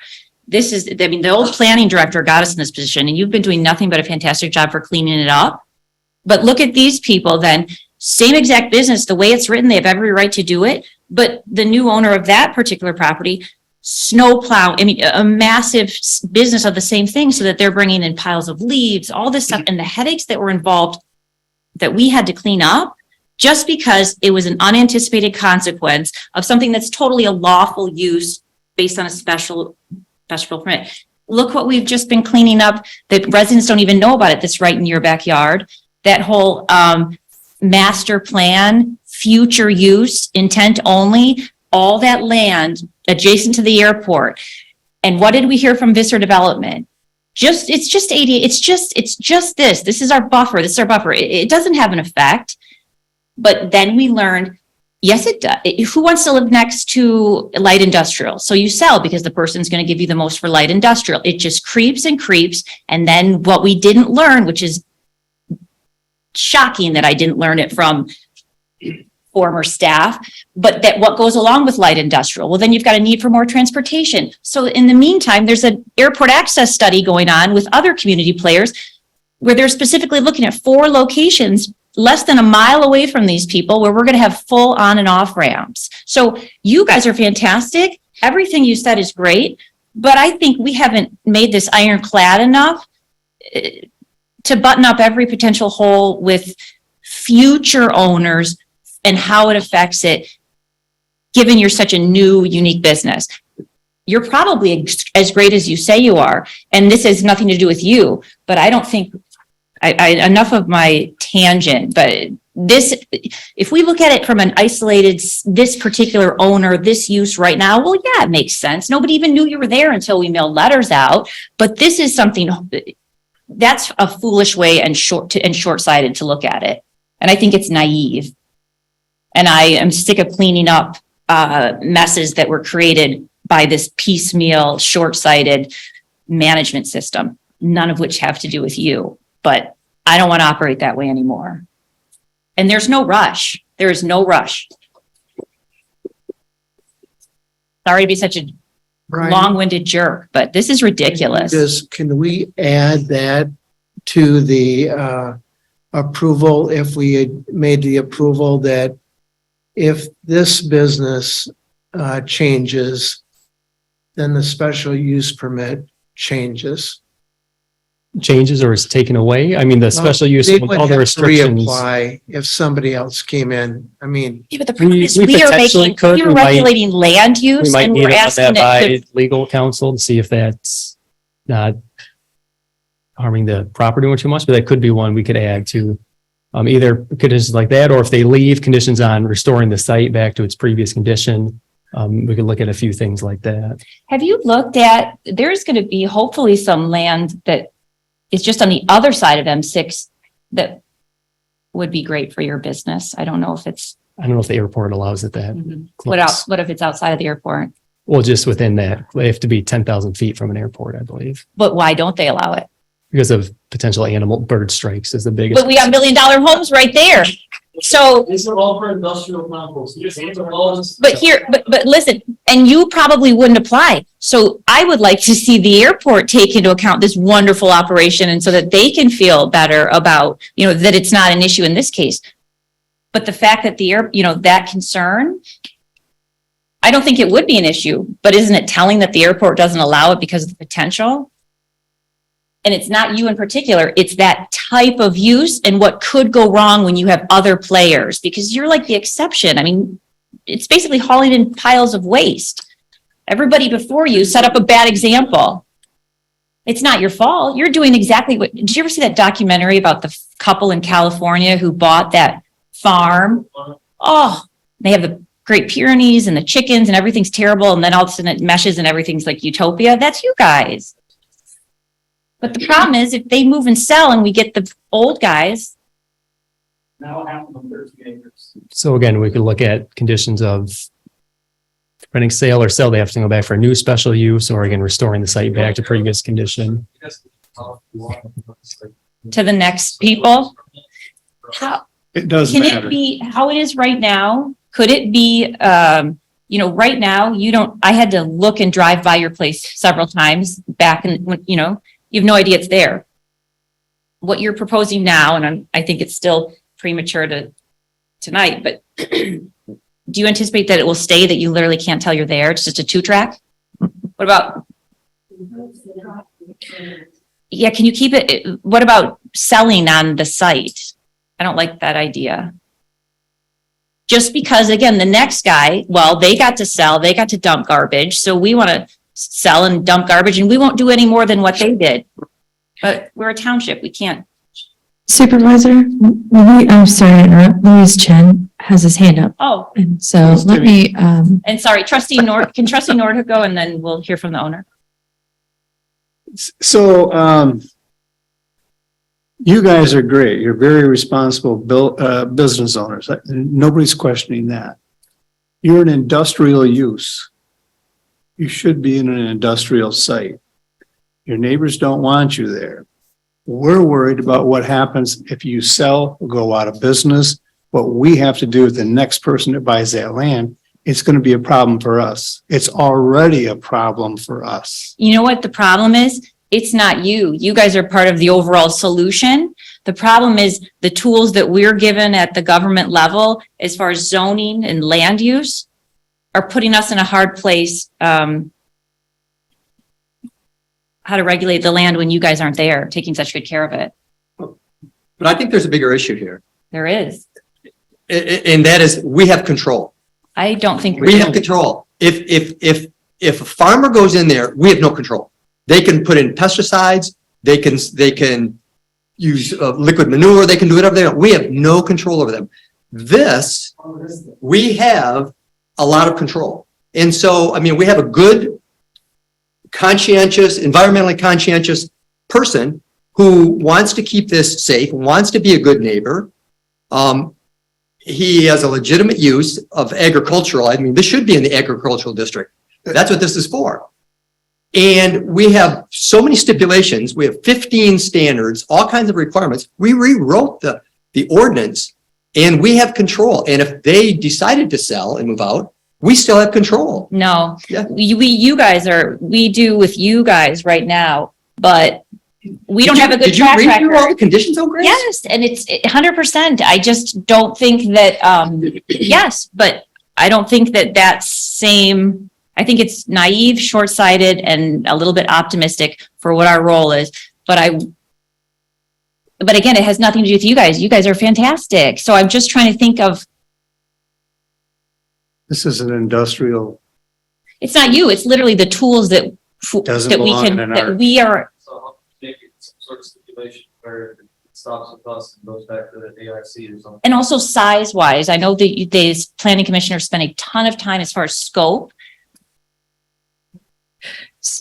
Do you want, It's already limited to 3,000. We'd have to check with legal counsel to see how we do that, how we limit it with you guys to current owners, not the property.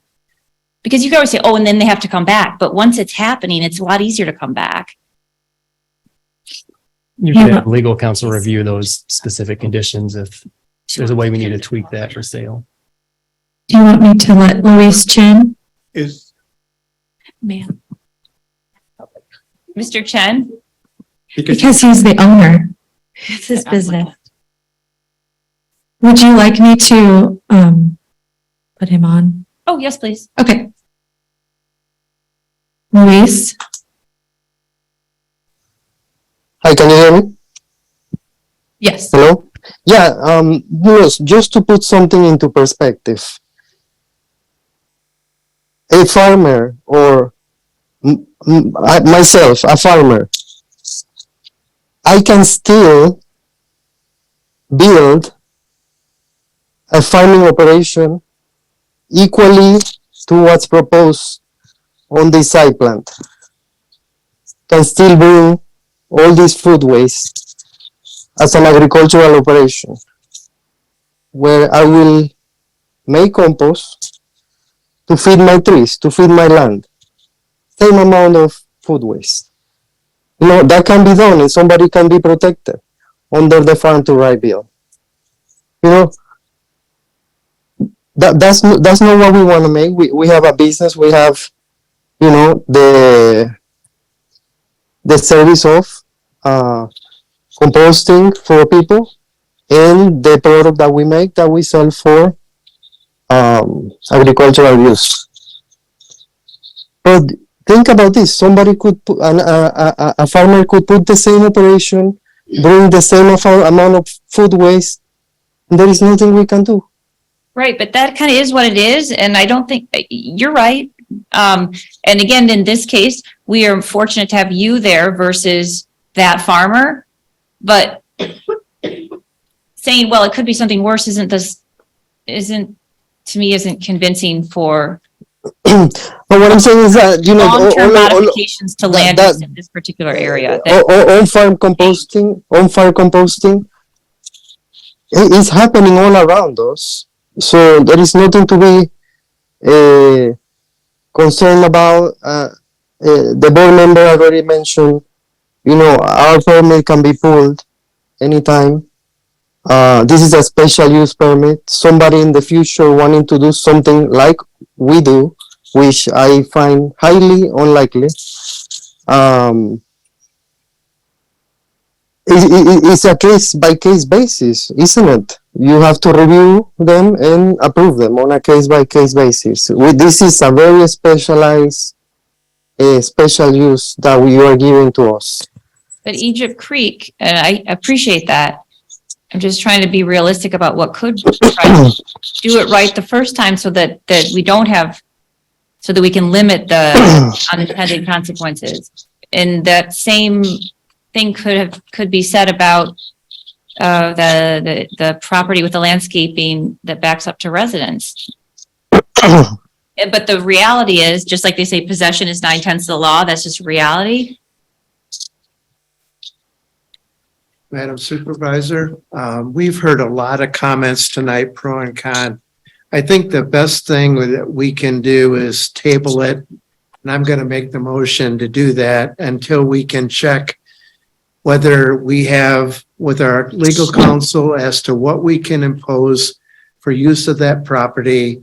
And we also have an opportunity to check out any health hazards. So my motion is to table it until and not necessarily for 30 days, but until we can get answers to those questions. I'd second, but I just have a question also. Your old location, where was that? Georgetown Township? Yes, Georgetown and Genesee. Okay, so what's the history, like, what behind the move and? We were renting from an old farmer from a friend of ours who had moved out of the state, and he was just renting his property to us. And then he eventually sold it to the township, I believe. And so we had to get out of there, but there's no complaints or anything like that. We always knew that he was going to sell it eventually and we'd have to move. And that was part of the agreement. And I believe they turned it into a nature park. Correct. Was it because it was so fertile? Yeah, it was, well, it was a muck farm in the first place. So they had drained old swampland. And so there's already like 40% organic matter in the soil, and the soil was just black and rich. But yeah, we added so much diversity to that. And yeah.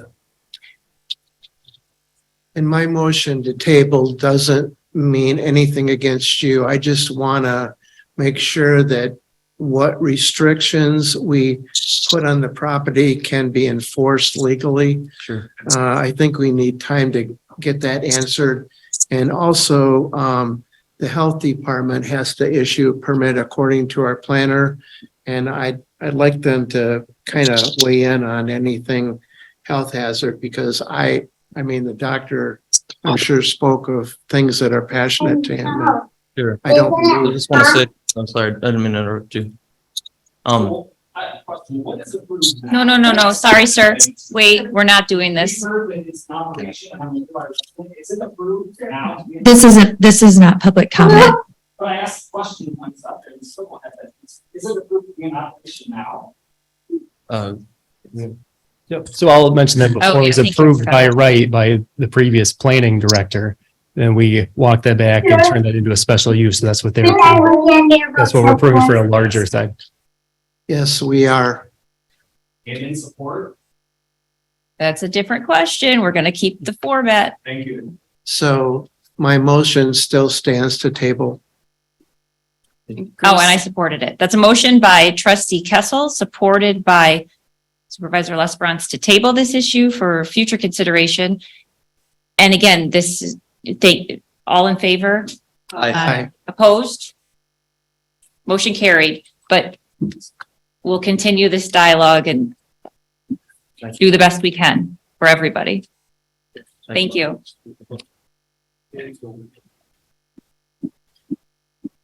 Item 053-2023. It's a public hearing for an amendment to the Home Design Center PUD to accommodate an addition to an existing office building. Did you want to give us the overview and then we'll go into public hearing? Yeah, I can give a quick staff report on that. So here the applicant's requesting final plan approval to amend the existing PUD to allow for two additions to an existing office building located at 5303 28th Street Court. So this site was rezoned to PUD in 1988 to allow for a multi-tenant retail center. It appeared that there was trouble obtaining tenants for the center, and in 1993, the PUD was amended to allow for additional office uses. The PUD ordinance limits the size of the building to 90,000 square feet, which was simply the size that the applicant was requesting at that time. Because the additions will exceed that size, the applicant is requesting an amendment to the PUD to allow for a building up to 98,000 square feet in size. So the only amendment to the PUD ordinance is changing the size of the building from 90,000 to 98,000 square feet. The additions will continue to meet the height and setback requirements of the PUD, and the building and fire departments, along with the township engineer, have reviewed and approved the plans. The Planning Commission held a public hearing on this matter at the May 15 meeting and has recommended approval of the amendment to the PUD ordinance. Staff are recommending approval with the two conditions, that the applicant complies with the township engineer's letter and that they record the stormwater maintenance agreement. So this item is scheduled for a public hearing tonight, but then I can answer any questions the board may have, and I believe the applicant is in attendance as well. Brian, I've got a question. This looks like it's going to be a fairly large height-wise building. What? What's overall height for this addition going to be? So it's not increasing the height at all of the building. Okay. Somewhere I was kind of confused that it was adding quite a bit of height to the building. No, but shouldn't be adding any additional to height, and it still is below the maximum height allowed by the PUD ordinance. Cool. Very good. Thanks, Brian. Yep. Move to go into public hearing.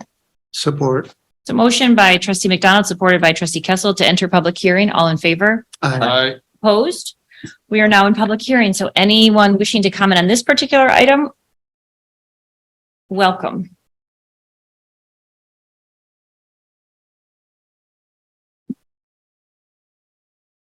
Anyone virtually?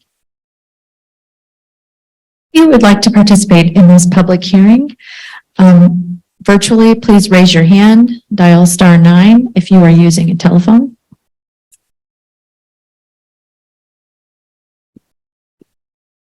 Is there a motion to close public hearing? So moved. Support. It's a motion by trustee McDonald, supported by trustee Kessel to close the public hearing. All in favor? Aye. Opposed? Do we have the applicant here? Anything you would like to add, sir, or explain? Okay, thank you. Now the board will consider the amendment to this Home Design Center PUD. Discussion, questions, trustee Shipley? My first comment is, this is exactly where commercial property should be. Okay, it's a commercial area, well suited with access roads inside and out. And my only concern originally was the overall height of the building, but I misread that. And I think it's good to fix a good mix for that neighborhood as well. Good redevelopment. Mm-hmm. Make a motion to approve the amendment to the Home Design Center PUD. I support. It's a motion by trustee Kessel, supported by treasurer Corstange, to approve the amendment as written to the Home Design Center PUD that will accommodate an addition to an existing office building. Clerk Slater, please call the roll. Trustee Shipley. Yes. Trustee Kessel. Yes. Treasurer Corstange. Yes. Trustee McDonald. Yes. Trustee Nordhook. Yes. Clerk Slater. Yes. Supervisor Lesbrunz. Yes, motion carried. Thank you.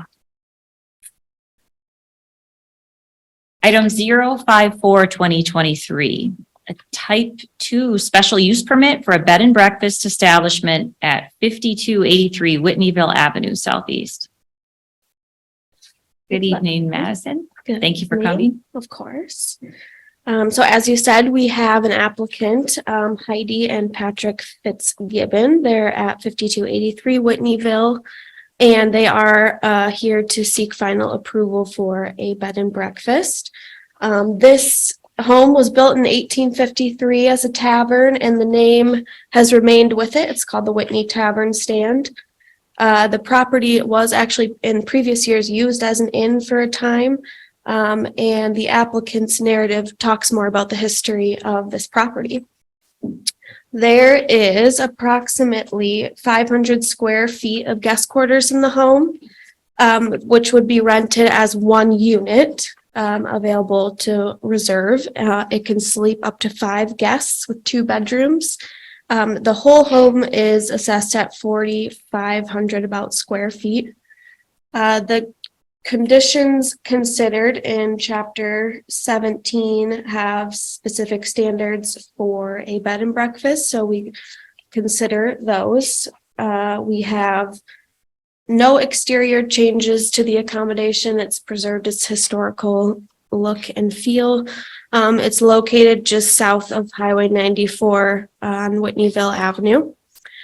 There's no change in services needed for this bed and breakfast to operate. We did have the fire and building officials review, and the requirement they have added is to add a smoke detector so that there's one in each room, and that to make sure the fire extinguisher is ABC certified.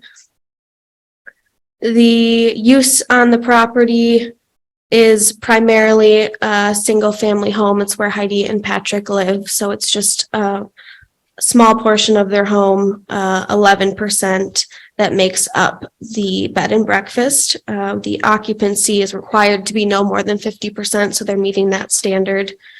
They also are required to seek any federal, state, and local licensing regulations. We have confirmed with the Kent County Health Department that they don't need any additional licenses as they're serving pre-made food. The premise we didn't see to be injurious to neighbors adding this use. It's a small unit, only 2 parking spaces, which meets the requirements, and an increase of traffic wasn't observed to be significant. The Planning Commission did formally recommend the Township Board consider it for approval with the following conditions: that the fire code requirements must be met, that the building code requirements must be met, the Kent County Health Department permits obtained if required, which we could edit to remove condition 3 since Planning Commission, we did confirm that's not necessary. The 4th condition, no additional signage placed on the property. They just have one existing small 3x2 sign along the road to identify the building. The guests can stay for no more than 10 consecutive nights was an added condition. And finally, that the approval is for 1 unit that has 2 bedrooms. Any question? Are the applicants here? Heidi is here. Welcome. Thank you.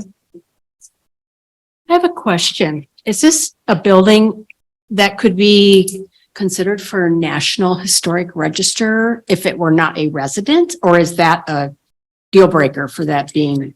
I don't know the specific qualifications, but I think that Heidi knows and that it might already be registered. She knows.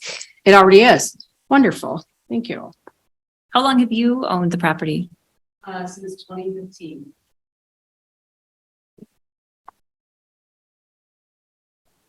The township used to use the building as well back in the day. What day, like 1800s? Well, it was built in mid 1800s. Is it true there's a dance floor bouncy or? Yes, it's true. The whole top floor was a dance floor. It was built so that it could hold 100 people or more, and it bounces. And if you were to get people who are dancing, it's now bedrooms. That might be handy. Yeah, I heard Abraham Lincoln may have stayed there. It's a rumor. Tradition. 15 and 1857 in Grand Rapids, and that from Kalamazoo to Grand Rapids, that's the only route he could have taken. He stopped, the letter there, and then continued on. Nice. I'm not sure he stayed there, but he did stop there according to oral tradition. Abraham Lincoln. And how close, so the cemetery, you're pretty close to the Wormies facility, aren't you? You wouldn't know because they don't have a footprint right now, but. Rural Ridge might be a half a mile or 3/4 might maybe a mile down. I'm not sure as far as half mile. Yeah. So I did not know that. Shipley makes a motion to approve the requested special use permit for 5283 Whitneyville Avenue. Support. It's a motion by trustee Shipley, supported by trustee McDonald to approve the type 2 special use permit as presented for the bed and breakfast establishment at 5283 Whitneyville Avenue. All in favor? Aye. Opposed? Motion carried. Welcome. And thank you so much.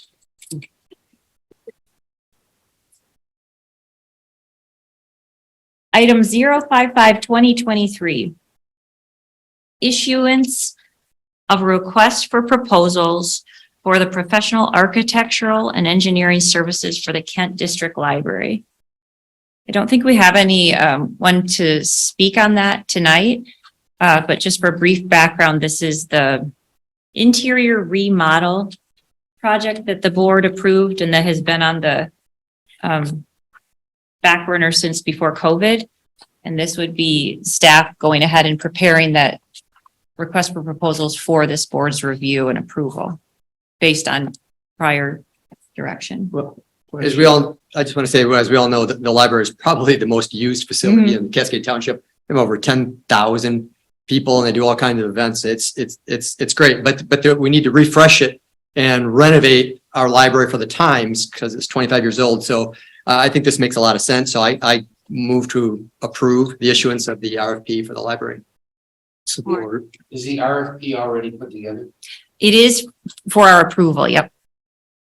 Township engineer prepared that. It's here, yeah. Trustee Shipley?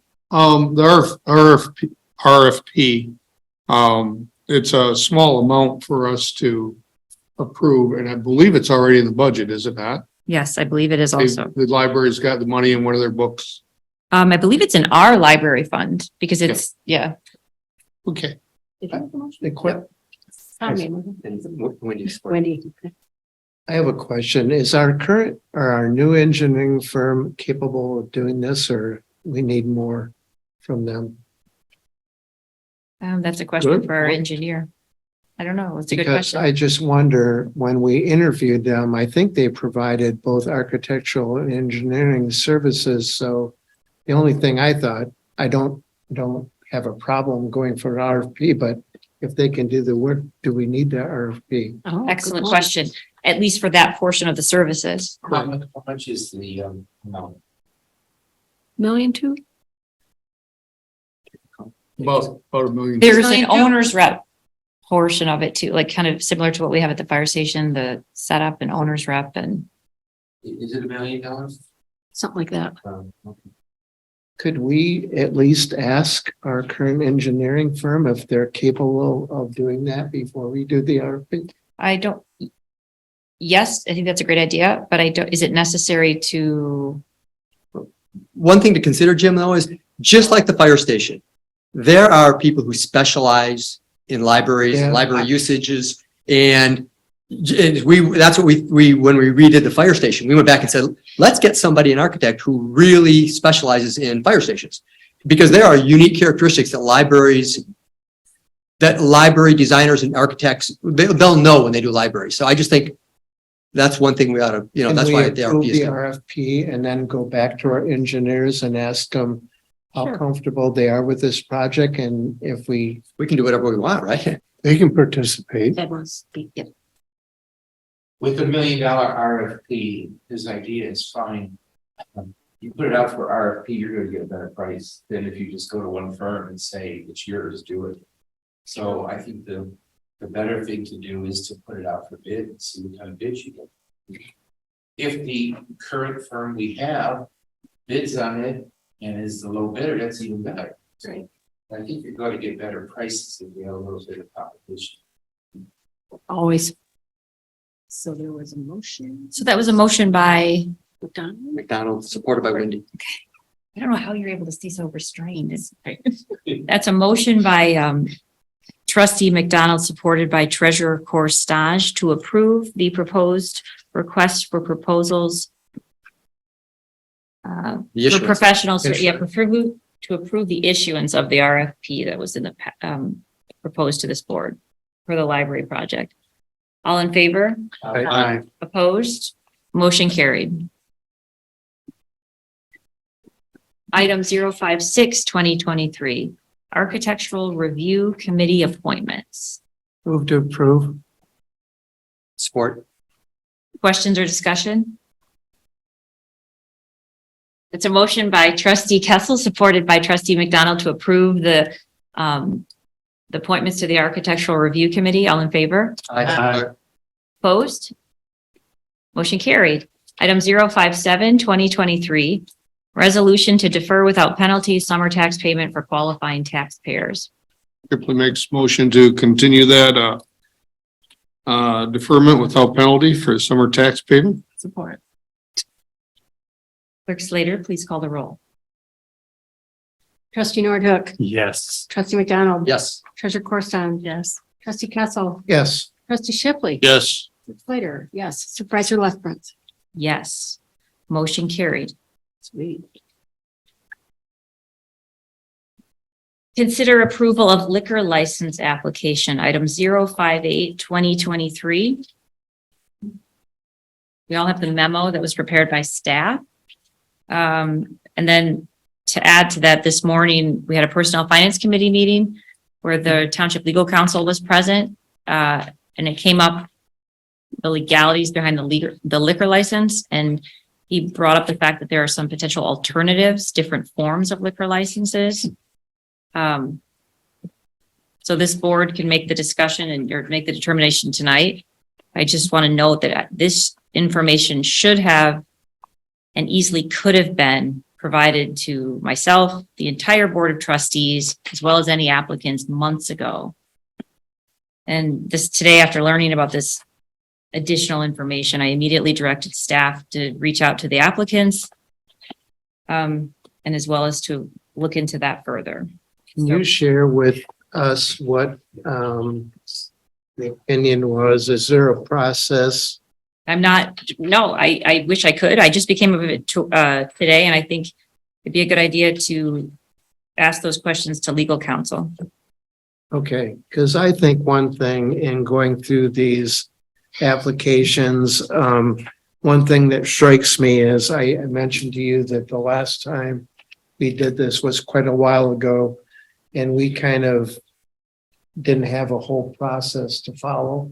So it's my understanding that these are not common because they're based on population growth, which is based on a 10-year census. Right. And they're not, you're right. They're not popular. We don't get them very often, but what we do, when we do get them, I think we have to develop some criteria that we can apply consistently, because right now we're just we don't have criteria really.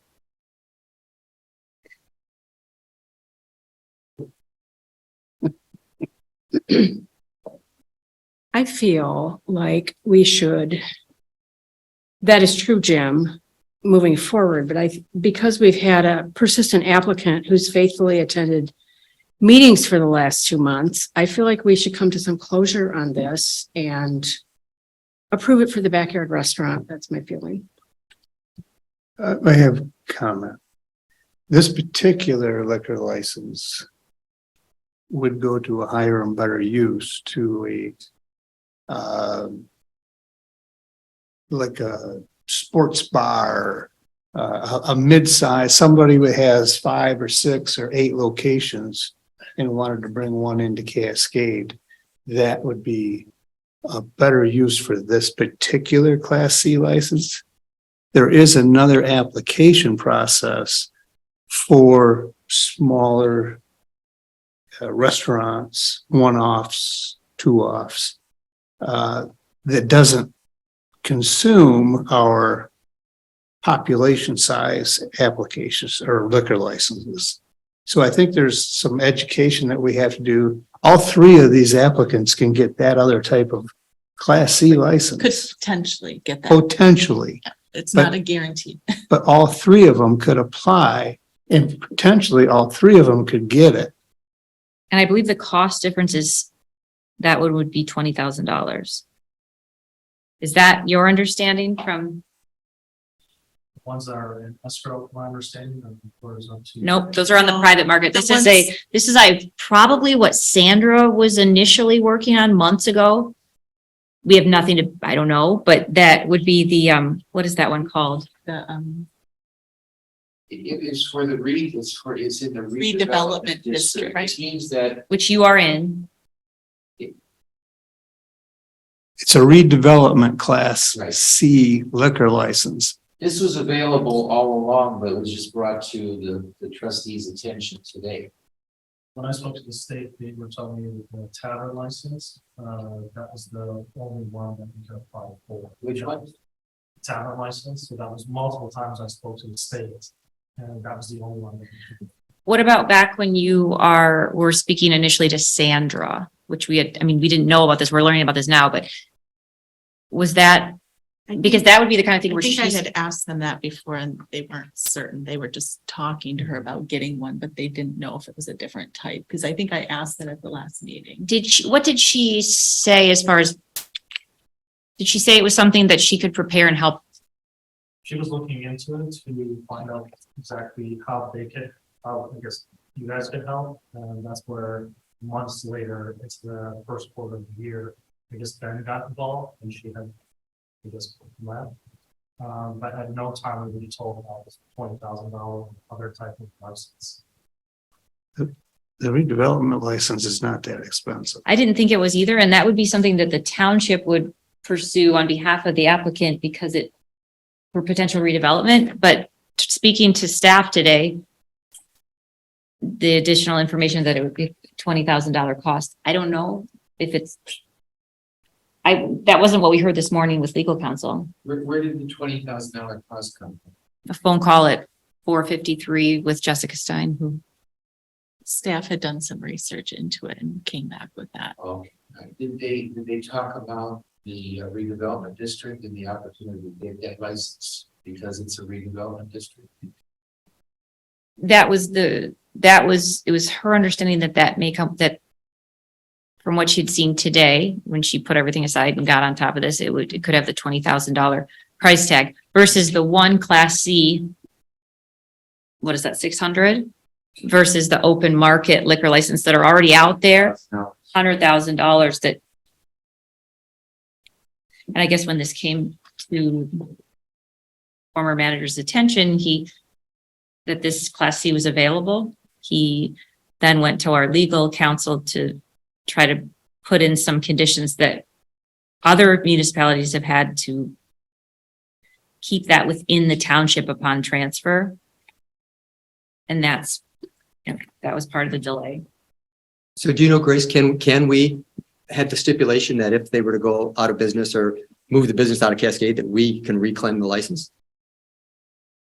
For the Class C, yes. And then the question is, or the issue is how enforceable that actually is, because a lot of times there are LLCs that go out of business and it's a property asset in the bankruptcy proceedings. So sure, we can say whatever we want, but the practical or they can say implications. whatever they want, but as far as you guys know, yeah, you have to keep it in the township. There was a document sent to me and I actually signed it to keep it in the township. So Yeah. I signed that. So just to clarify, I didn't mean for this applicant, but going forward, I think we should have something in place as criteria that we I agree make a with you. decision on. I'd like to hold this Class C and let our new township manager who has development experience work with this particular one and work with these other applicants on the redevelopment liquor licenses. This could be a bonus to the township to bring new business in. Bigger. Maybe you know, Ted, can we apply for a redevelopment liquor license? But here, I'm just going by memory. I sat in the same meeting and I sat next to the lawyer. He went over conditions in the redevelopment district in order to apply for the redevelopment license, okay? And his view was our current redevelopment situation meets all those requirements. So his suggestion in effect was rather than give the license, you have to choose between one of the three. It's possible that all of the three could get them if they are in that redevelopment district or meet and apply for it. So he suggested that we look into that redevelopment option rather than use the one Class C license that the township has. And that redevelopment license naturally comes with the restriction that it doesn't transfer out of the district, Right. which is fantastic. And it would give them the same ability. The thing I didn't know about was the $20,000 cost, which is what I'll have to check tomorrow with the staff. True. And that was what I received the phone call about, and also some questions about whether the bridal shop, based on not our requirements, but state requirements, possibly there may be some things that make that ineligible. Yeah, because yes, 10 hours of, the food and all that Yeah. stuff. you certainly would have, but the bridal I shop. thought it was less expensive than the one we hold. That maybe I misunderstood. I don't think understood he the mentioned redevelopment one anything. would be less expensive than what the one we hold. But the one we hold could be resold for hundreds of thousands or $100,000 or more. If you grant it to somebody and they go out of business, they still have that license. They still have that It's an asset. asset for them. So But then the bank has it because it's an LLC. So then it transferred in bankruptcy to the, whoever's somebody holding can that. have that as an asset. They do so. I thought that was written into this agreement. It is. The only issue is the type of license makes it difficult to enforce, whereas that redevelopment license, that type of license is made for, it's part of, it's part of that redevelopment district, like for that purpose. And how long does it take to get one Got it. license is applied and approved? Don't know. Is a poor business owner gonna be sitting here for another year and a half, 2 years? I don't think so. But I don't think so. I It's not don't an think answer. so. That's not an answer, but I mean, I think we should get more information before we pass this license out. Oh, that's what I we're think doing. the business owner has been waiting long enough for this board to make a decision based upon what the current laws are. New information came out today. The redevelopment license, Which we have no idea on the cost. We have no idea on the application process. We have no idea on the restrictions. We have no idea how long it's gonna take. but is your understanding, either of you that were in the meeting, that if we could issue the one we have tonight, we could still issue the others redevelopment licenses to the other? Yes, to the other restaurant, but not sure about the If the bridal same restaurant. So And then- the other restaurants. You know, I just want to keep saying that we don't have a bunch of extra redevelopment liquor license to pass out. They're based on conditions that we would have to make sure, yes, that we would have to make sure we're met. Growth requirements. Supervisor, I'm just looking at the application. I'm sorry to interrupt. Instructions do say 20,000. He may know about this liquor license that you're talking about. I thought you were an IT person. Okay, so I'll defer to this board on, You met with legal Hmm? counsel. That's. I will say this is, thank you for just a sec. I'm trying to decide how to run a clean meeting versus getting the information. Yeah, you're good. You're good. Is it, the thing, I guess $20,000 versus $600 is a big difference, but I don't know if that's true because I heard a lot. I heard like $400. But I don't know for sure either. I think we should table until we know something. saying I could share my Google search, but it's just a Google search. It's just as good as having. somebody Michigan in the Economic audience. Development Corporation. But it does say you need to demonstrate that they have attempted to purchase a readily available escrow or quota on premises license within the municipality and it was not available and then pay $20,000 for the license. I mean, again, this is a Google search. This is not. And the fact that this is what we're not sure of, and this is what at 4:53, when we had the conversation that was recently learned that the attorney didn't bring up. Can you go back to that? Sorry. How do you interpret need to demonstrate that they have attempted to purchase a readily available escrowed or quota on premise license, blah, blah, blah. Does the existence of that Class C license And that it's hasn't been been out there. fulfilled prevent an application? For That's the way that's the way I read this as well. Again, Google search. This is not. Full disclosure. You know the answer. Neither of the other applicants are present, right? Yeah, I want to know. Given, so This is. not to set a precedent, but if someone has actual information or could, we'd love to hear from you briefly in this one particular incident. So the costs for a redevelopment liquor license are significantly lower. It depends on what class you're going to give them. So there are multiple classes, as you guys are aware. It does allow you to hold that liquor license. Your statements there, the applicant would need to literally call everyone that holds a liquor license, ask them if they want to sell it. There's a whole application. I have it. I've done it. It takes anywhere from 3 to 6 months though. If there is an open license though within the township, does that, like we had read, kind of void them from being able to get that because there is one currently and readily available? Give me a minute. I'm trying to remember what I read. If they have to call all these on the market, to see if anything's available, to me, that it probably doesn't happen often because there are probably not many just sitting out there like Correct. ours is. So I understand. you We probably made don't- over 200 calls because we were doing it in downtown Grand Rapids. And there are a lot of liquor licenses. But it's not a fast process. I will tell you that. Do you know if it's $20,000? It could range anywhere. I saw it at 700. Oh, you're gonna get. Sorry, but this board, well, not everyone here, but the township's already offered or it's given 2 redevelopment liquor licenses, one to Foaling and one to X-Golf. Those aren't regular businesses that have liquor per se.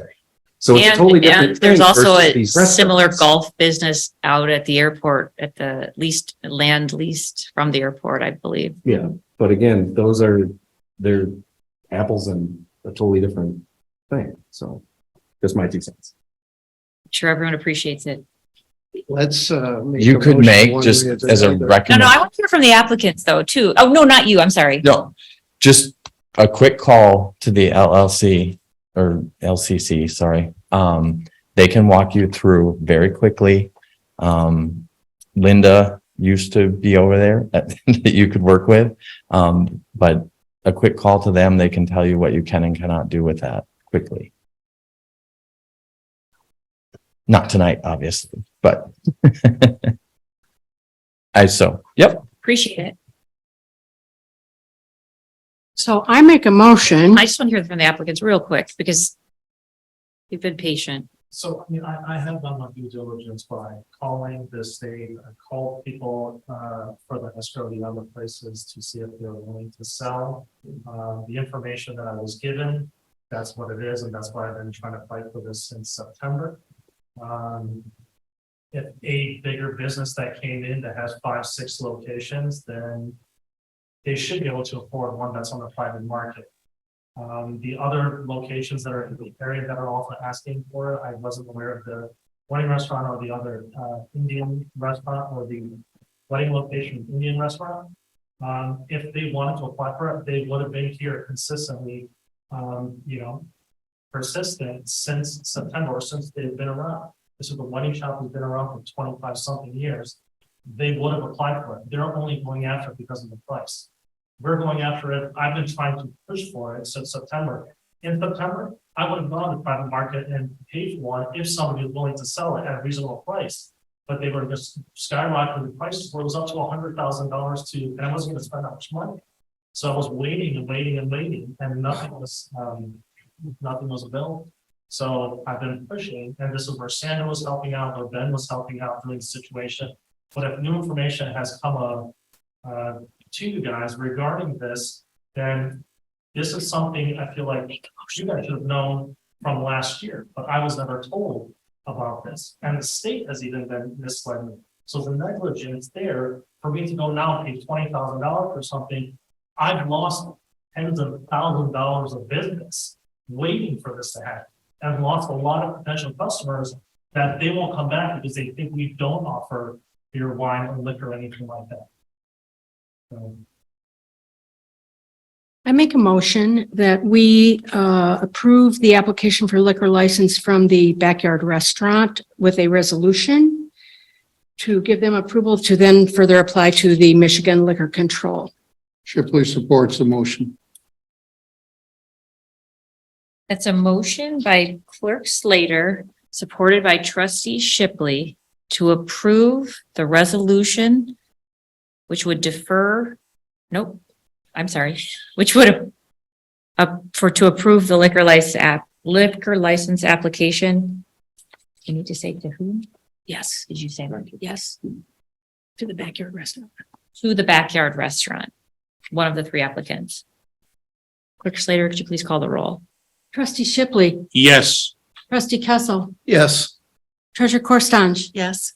Trustee McDonald. Yes. Trustee Nordhook. No. Clerk Slater. Yes. Supervisor Lesbrunz. Yes. Motion carried.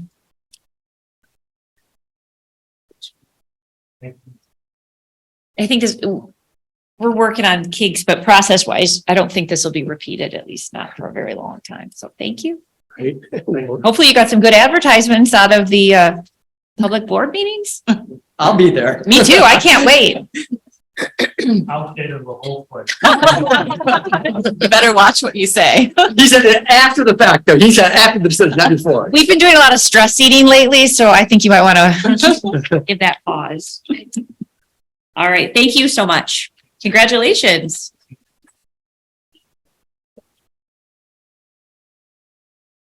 Public comments. Discussion. No discussion. We have none. We've discussed enough. My name's Dorothy Cribbs and do I have to give my address? 1980 Deerfield Court.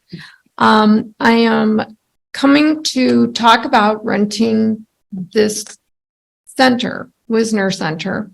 The website for renting it states that you can be a nonprofit service group and club, but when you get to the application, it says that you have to attach your organization's 501c3 form. I believe that that's possibly an error because you state that nonprofit service groups and clubs can rent it. I am the treasurer for a group called the Newcomers Club of Greater Grand Rapids. Half of our members are Cascade residents. We rented this center last September and October with no problem. But now the form says that you have to be a 501c3, which is we're a 501c7. So I think that that's an error, and I can give you the forms. I made a copy of this. But 501c3 designation is an error? No, that's a legitimate designation. Well, no, I know that. We talked about this, right, Ms. Cribbs? So what was the? Well, so I emailed Jessica. This is another point that I emailed Jessica. I asked if it was available for September. She said that she hadn't heard yet from the library if they were going to be using it in the afternoon. She said the mornings were taken.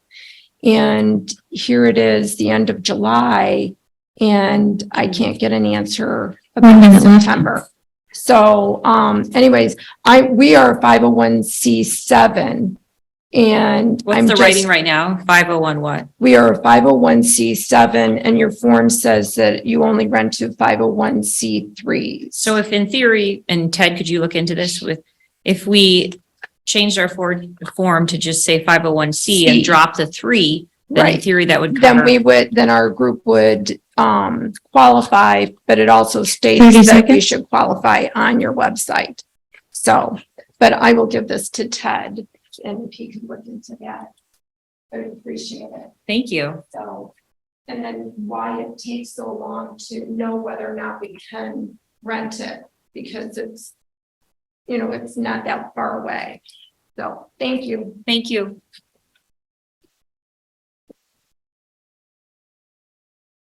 Scott Van Salken with 2570 Orange. First off, I noticed all the stickers and graffiti in the village has been removed. So thank you for that. It looks great, a lot better. Thank you. That's pretty quick turnaround, don't you think? Yes, that was very good, very quick.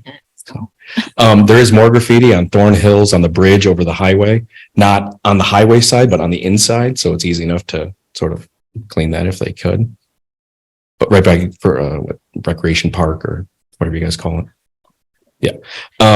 Also, I did go through Tassel Park while the meeting was going on. It does look good, but obviously there still needs to be some work. I don't know if they wanted to clean inside the building, so I did see a large paper wasp nest up in one of the corners. Edging needs to be done around all the sidewalks and stuff like that. Great job on the liquor license thing. I think that was a great call. If you guys then, Trustee Kessler, you remarked that the last one has been done, 10, 15 years ago. I don't know why a process wasn't made between then and now. Because Sandra did it. Because what? Sandra did it. Oh, well. She's gone. Okay, but well, obviously that's something that needs to get done. I don't know, obviously the board doesn't do it, but evidently staff, but obviously some sort of recommendations or criteria that needs to be met. Agreed. Also, any news on that perpetual garage sale on Cascade Road just before Laraway Lake? Isn't Madison here tonight? And the super tall grass that I spoke of at the last meeting, with the octogenarian, the 80-year-old lady. It looks like someone trimmed like 4 feet. What is octogenarian? She's 80 years old, 80 something. You know, septuagenarian. I don't know what the 9 one is, but anyways. But anyways, yeah. So that one's also tall grass too. So Ted, could you touch base with Madison to see about the status of the garage sale? She was aware and in pursuit on Monday. yeah, if you drive down, Someone who has the Garage sale since the beginning of May. selling things out of their garage or. Oh, no. they have like 30 garage sale signs in their yard. And The cost of the signs, I wonder if the Yeah. profit from the sales. Probably 30 Like all the time? Yeah. They just leave it up. Yeah. Oh, That's that's been not, at least probably 2 months because it That's not started in the okay. beginning of May. Yeah. Something along those lines. It's across the street from The other one. the other house that with the renters and all that. So yeah, I don't know what's wrong with Cascade Road, but so that was it. So, you know, some good and some still I need don't some know work. about the lawn. Where's the lawn at? Across the street. Again, Across from yeah, past Laraway Lake on the opposite side of Laraway. I don't know, east. Talk to somebody at City Hall about that. I brought it up here at the last meeting. Madison. Yes, and Madison was here. I gave the address too. Oh, Also, I did bring up at the Pathways Committee about fixing Peace Street and the Peace Pathway Park. Yep, that's a tricky path one. thing. I know it's a tricky one, but I don't know, it just keeps getting worse and worse. I saw the grader went down Peace Street, the dirt road, and that's all nice, but 48 seconds left. with all the rain and everything, that area just gets covered with rocks and gravel and debris. Did you notice the street sweeper out this week? No? I just saw him on Cascade Road Oh, nice. or on 20th Street. I think it's been a So couple happy. years. It's good. It's been since Yeah. Steve's been gone. 30 seconds left. Well, thank you very much. Thank you, Scott.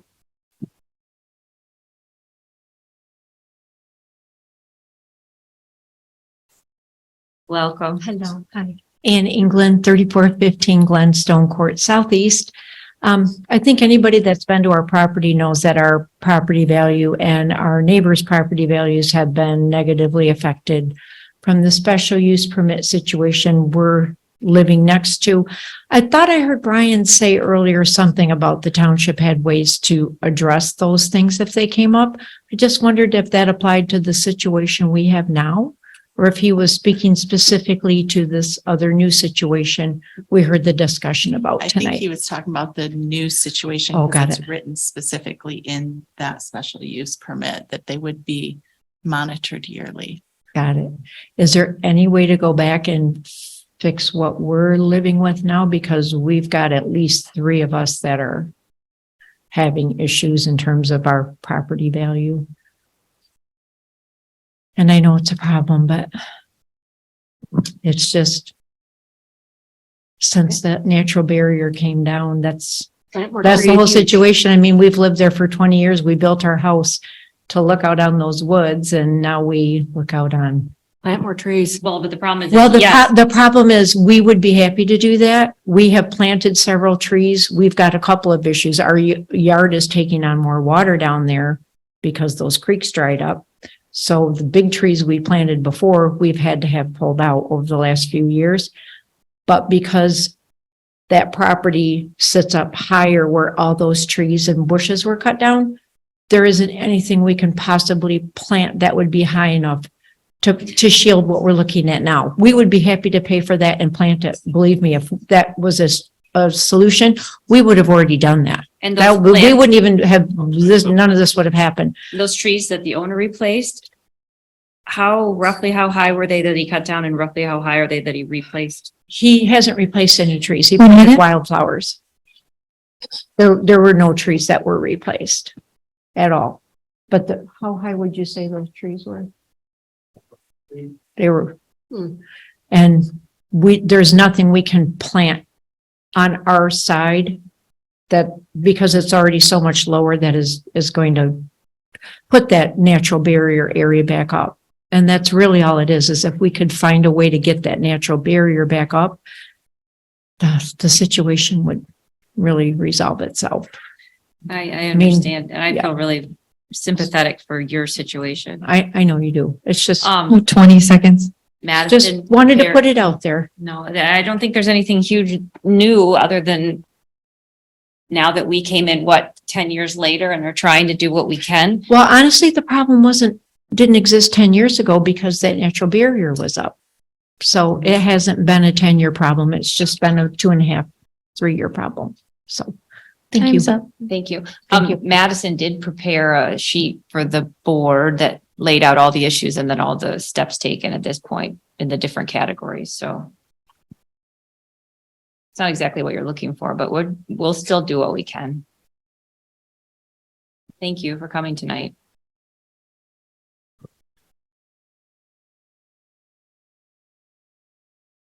Mike Hemmingson, 8475 Laurel Ridge Drive. Just a couple questions in regards, I know we've tabled the Wormies. Is the land being used from any commercial aspect by Wormies today that either the planning director or anyone is aware of? I haven't been up there. Would you repeat the question? Yes, is Wormies using or the land in any way that they are selling or conducting business as a commercial entity on the land today before the special permit has been approved? I'll have to check. Okay. Now I understand your question. Yep. Thank you. The other thing I know we've tabled it. Please keep in mind the property value. That's in the ordinances that we referenced in the packet that we've sent. I also want to say I'm here to help. If there's any resources I can lend to anyone during this process, it's a village. It takes a village. I'm here. I've got resources and people that we can go to. I don't know them personally, but I will make the calls. I will help with anything that you may have. So don't hesitate to reach out to me. In the packet is my email, and you're more than welcome to reach out. Thank you. I'm sorry, is it Mike? Yes. To determine property value loss, you're going to need to establish current property value now. Yeah. So for 5 years from now, that you have a baseline. So So there you may you be. would need a certified licensed appraiser to do that. Yeah. And what I'd like to see, if possible, is we go to some of these appraisers, and I'm sure they have experiences, and maybe it's not exactly like Wormies composting, but I'm sure that someone has data somewhere. AI has come a long way to determine at what property values left.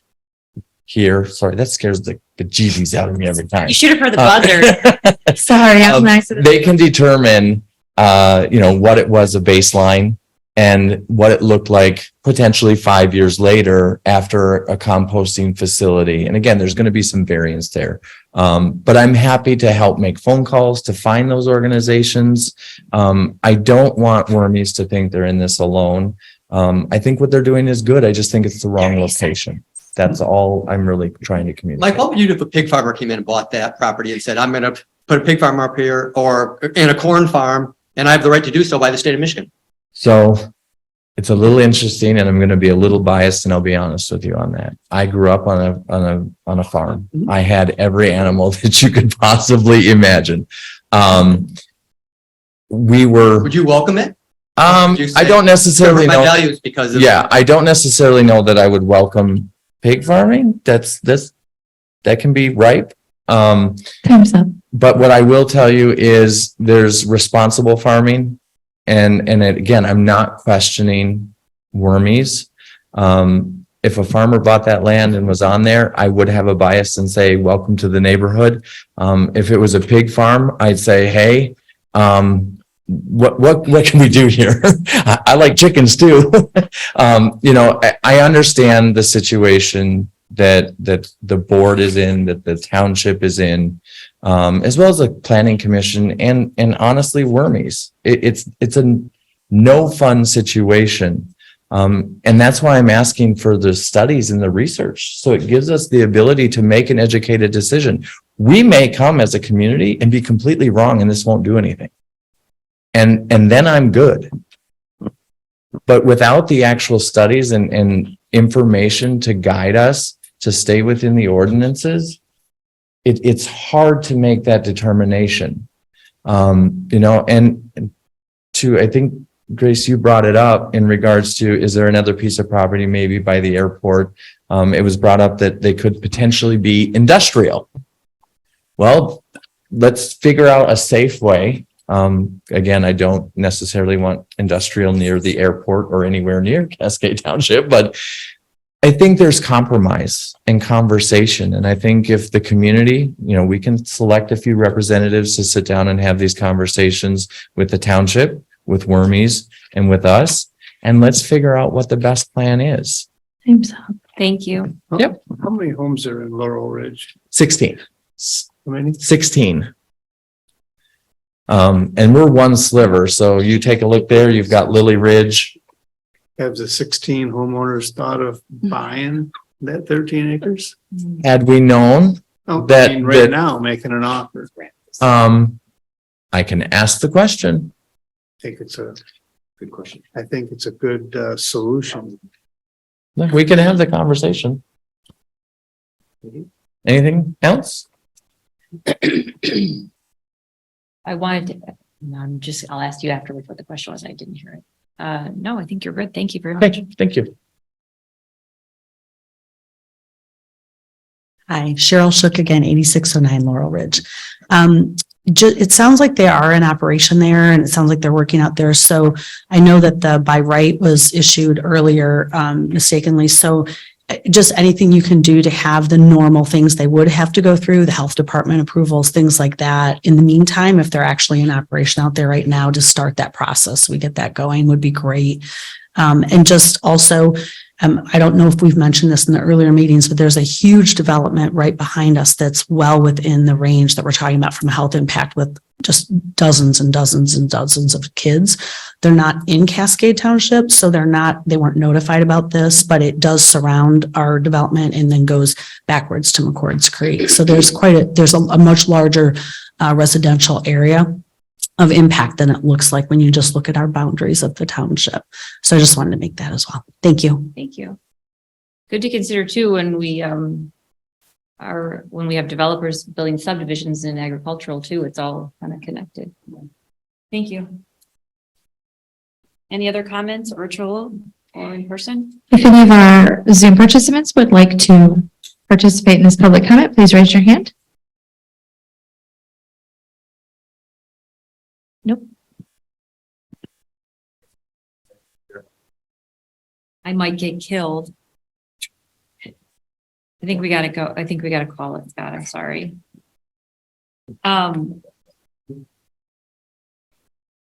Manager comments. I know, Ted, you've only been here a few days, but do you have any comments?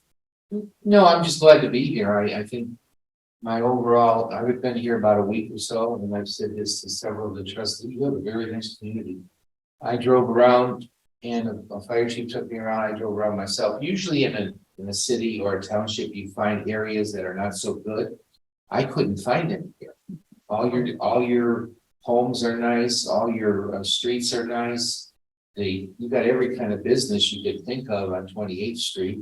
You got every kind of shopping and restaurants you have. So you have a very nice community. The finances I looked at, the township's in great shape. The board here and the previous people did great shape with finances. Usually I go somewhere and there's some financial problems you got to deal with. Now, there might be, but it's just a very nice community. And so all of you know, I have been a city manager, I've been a mayor, and I retired. And this is the perfect opportunity for people like myself is to come into a community, work for 2 or 3 or whatever months they want me to until they get a new manager and the manager comes and gets broken in and everything. And hopefully when I leave here, someone will say, you know, he did all right.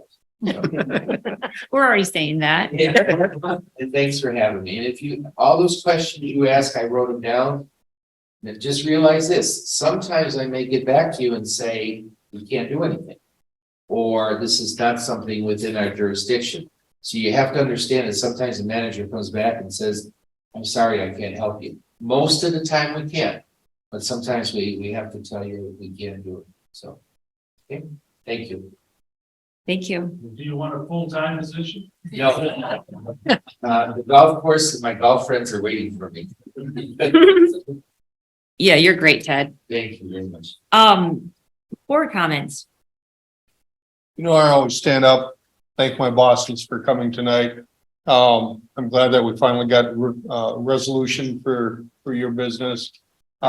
Egypt Creek people, talk to Mike over there. Sounds like he has some knowledge on property values and whatnot, so co-mingle a little bit in the logical sense.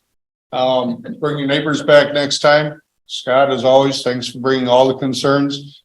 They may be a small concern to some people, but they should be overall a concern to all of our residents and most definitely this board. And I will tell you, I firmly believe that the answers lie in this board and that office there and not at state level. 100%. Okay? Those people should not be elected to anything, including Wormy Farms. Go ahead. Well, hold on, because I have some very good news that's sort of related to that.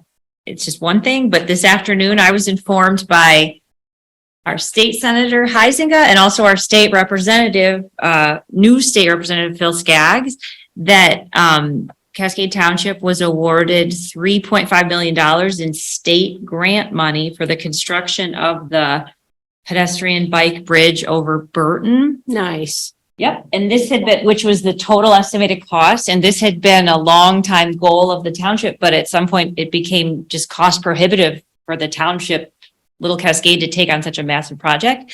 So pretty impressive for two freshman legislators. And this arose when Representative Skaggs came as a freshman legislator into the township, asked us what our priorities were. He and I had a meeting where we laid out a lot of different potential projects. And this was one of them, and this was the result. So I think his office will be announcing specifics soon, and we'll have more details then, but it's really good news. And we really just want to thank Representative Skaggs for his advocacy on behalf of Cascade. Are they gonna do that now with the current construction too? Nope, that's totally separate, because that's one of the most difficult parts. That's an old, narrow overpass. They're what do they call it? Restacking it now. And so we could have saved a little bit if we combined the timing of the projects, but short answer, no. I bet the pedestrian crossing will look nicer than the road crossing. May not get shoveled in the winter since it's over an expressway, but good news. I also just want to publicly say, welcome, Ted. We're glad you're here. Yeah, very glad. Thanks, Ted. On behalf of staff too, I think overwhelmingly, they're just delighted. Thank you very much. Okay. I've been around. Well, before you was humbling for us, so thank you. I want to thank Supervisor Lesperance for her asking our state rep. She says, I think I'm going to ask him for that bridge. Right? That's great. was She told did not- it, I was and told guess not what? to. We got it. So thank you for doing it. We weren't able to do it on our own, so that's wonderful. Thank you for asking. Good job. So good stuff. I make a motion to adjourn. Support. The motion by Clerk Slater, supported by Trustee Shipley and probably everyone else to adjourn. All in favor? Good enough, eh? Motion carried. Thank you.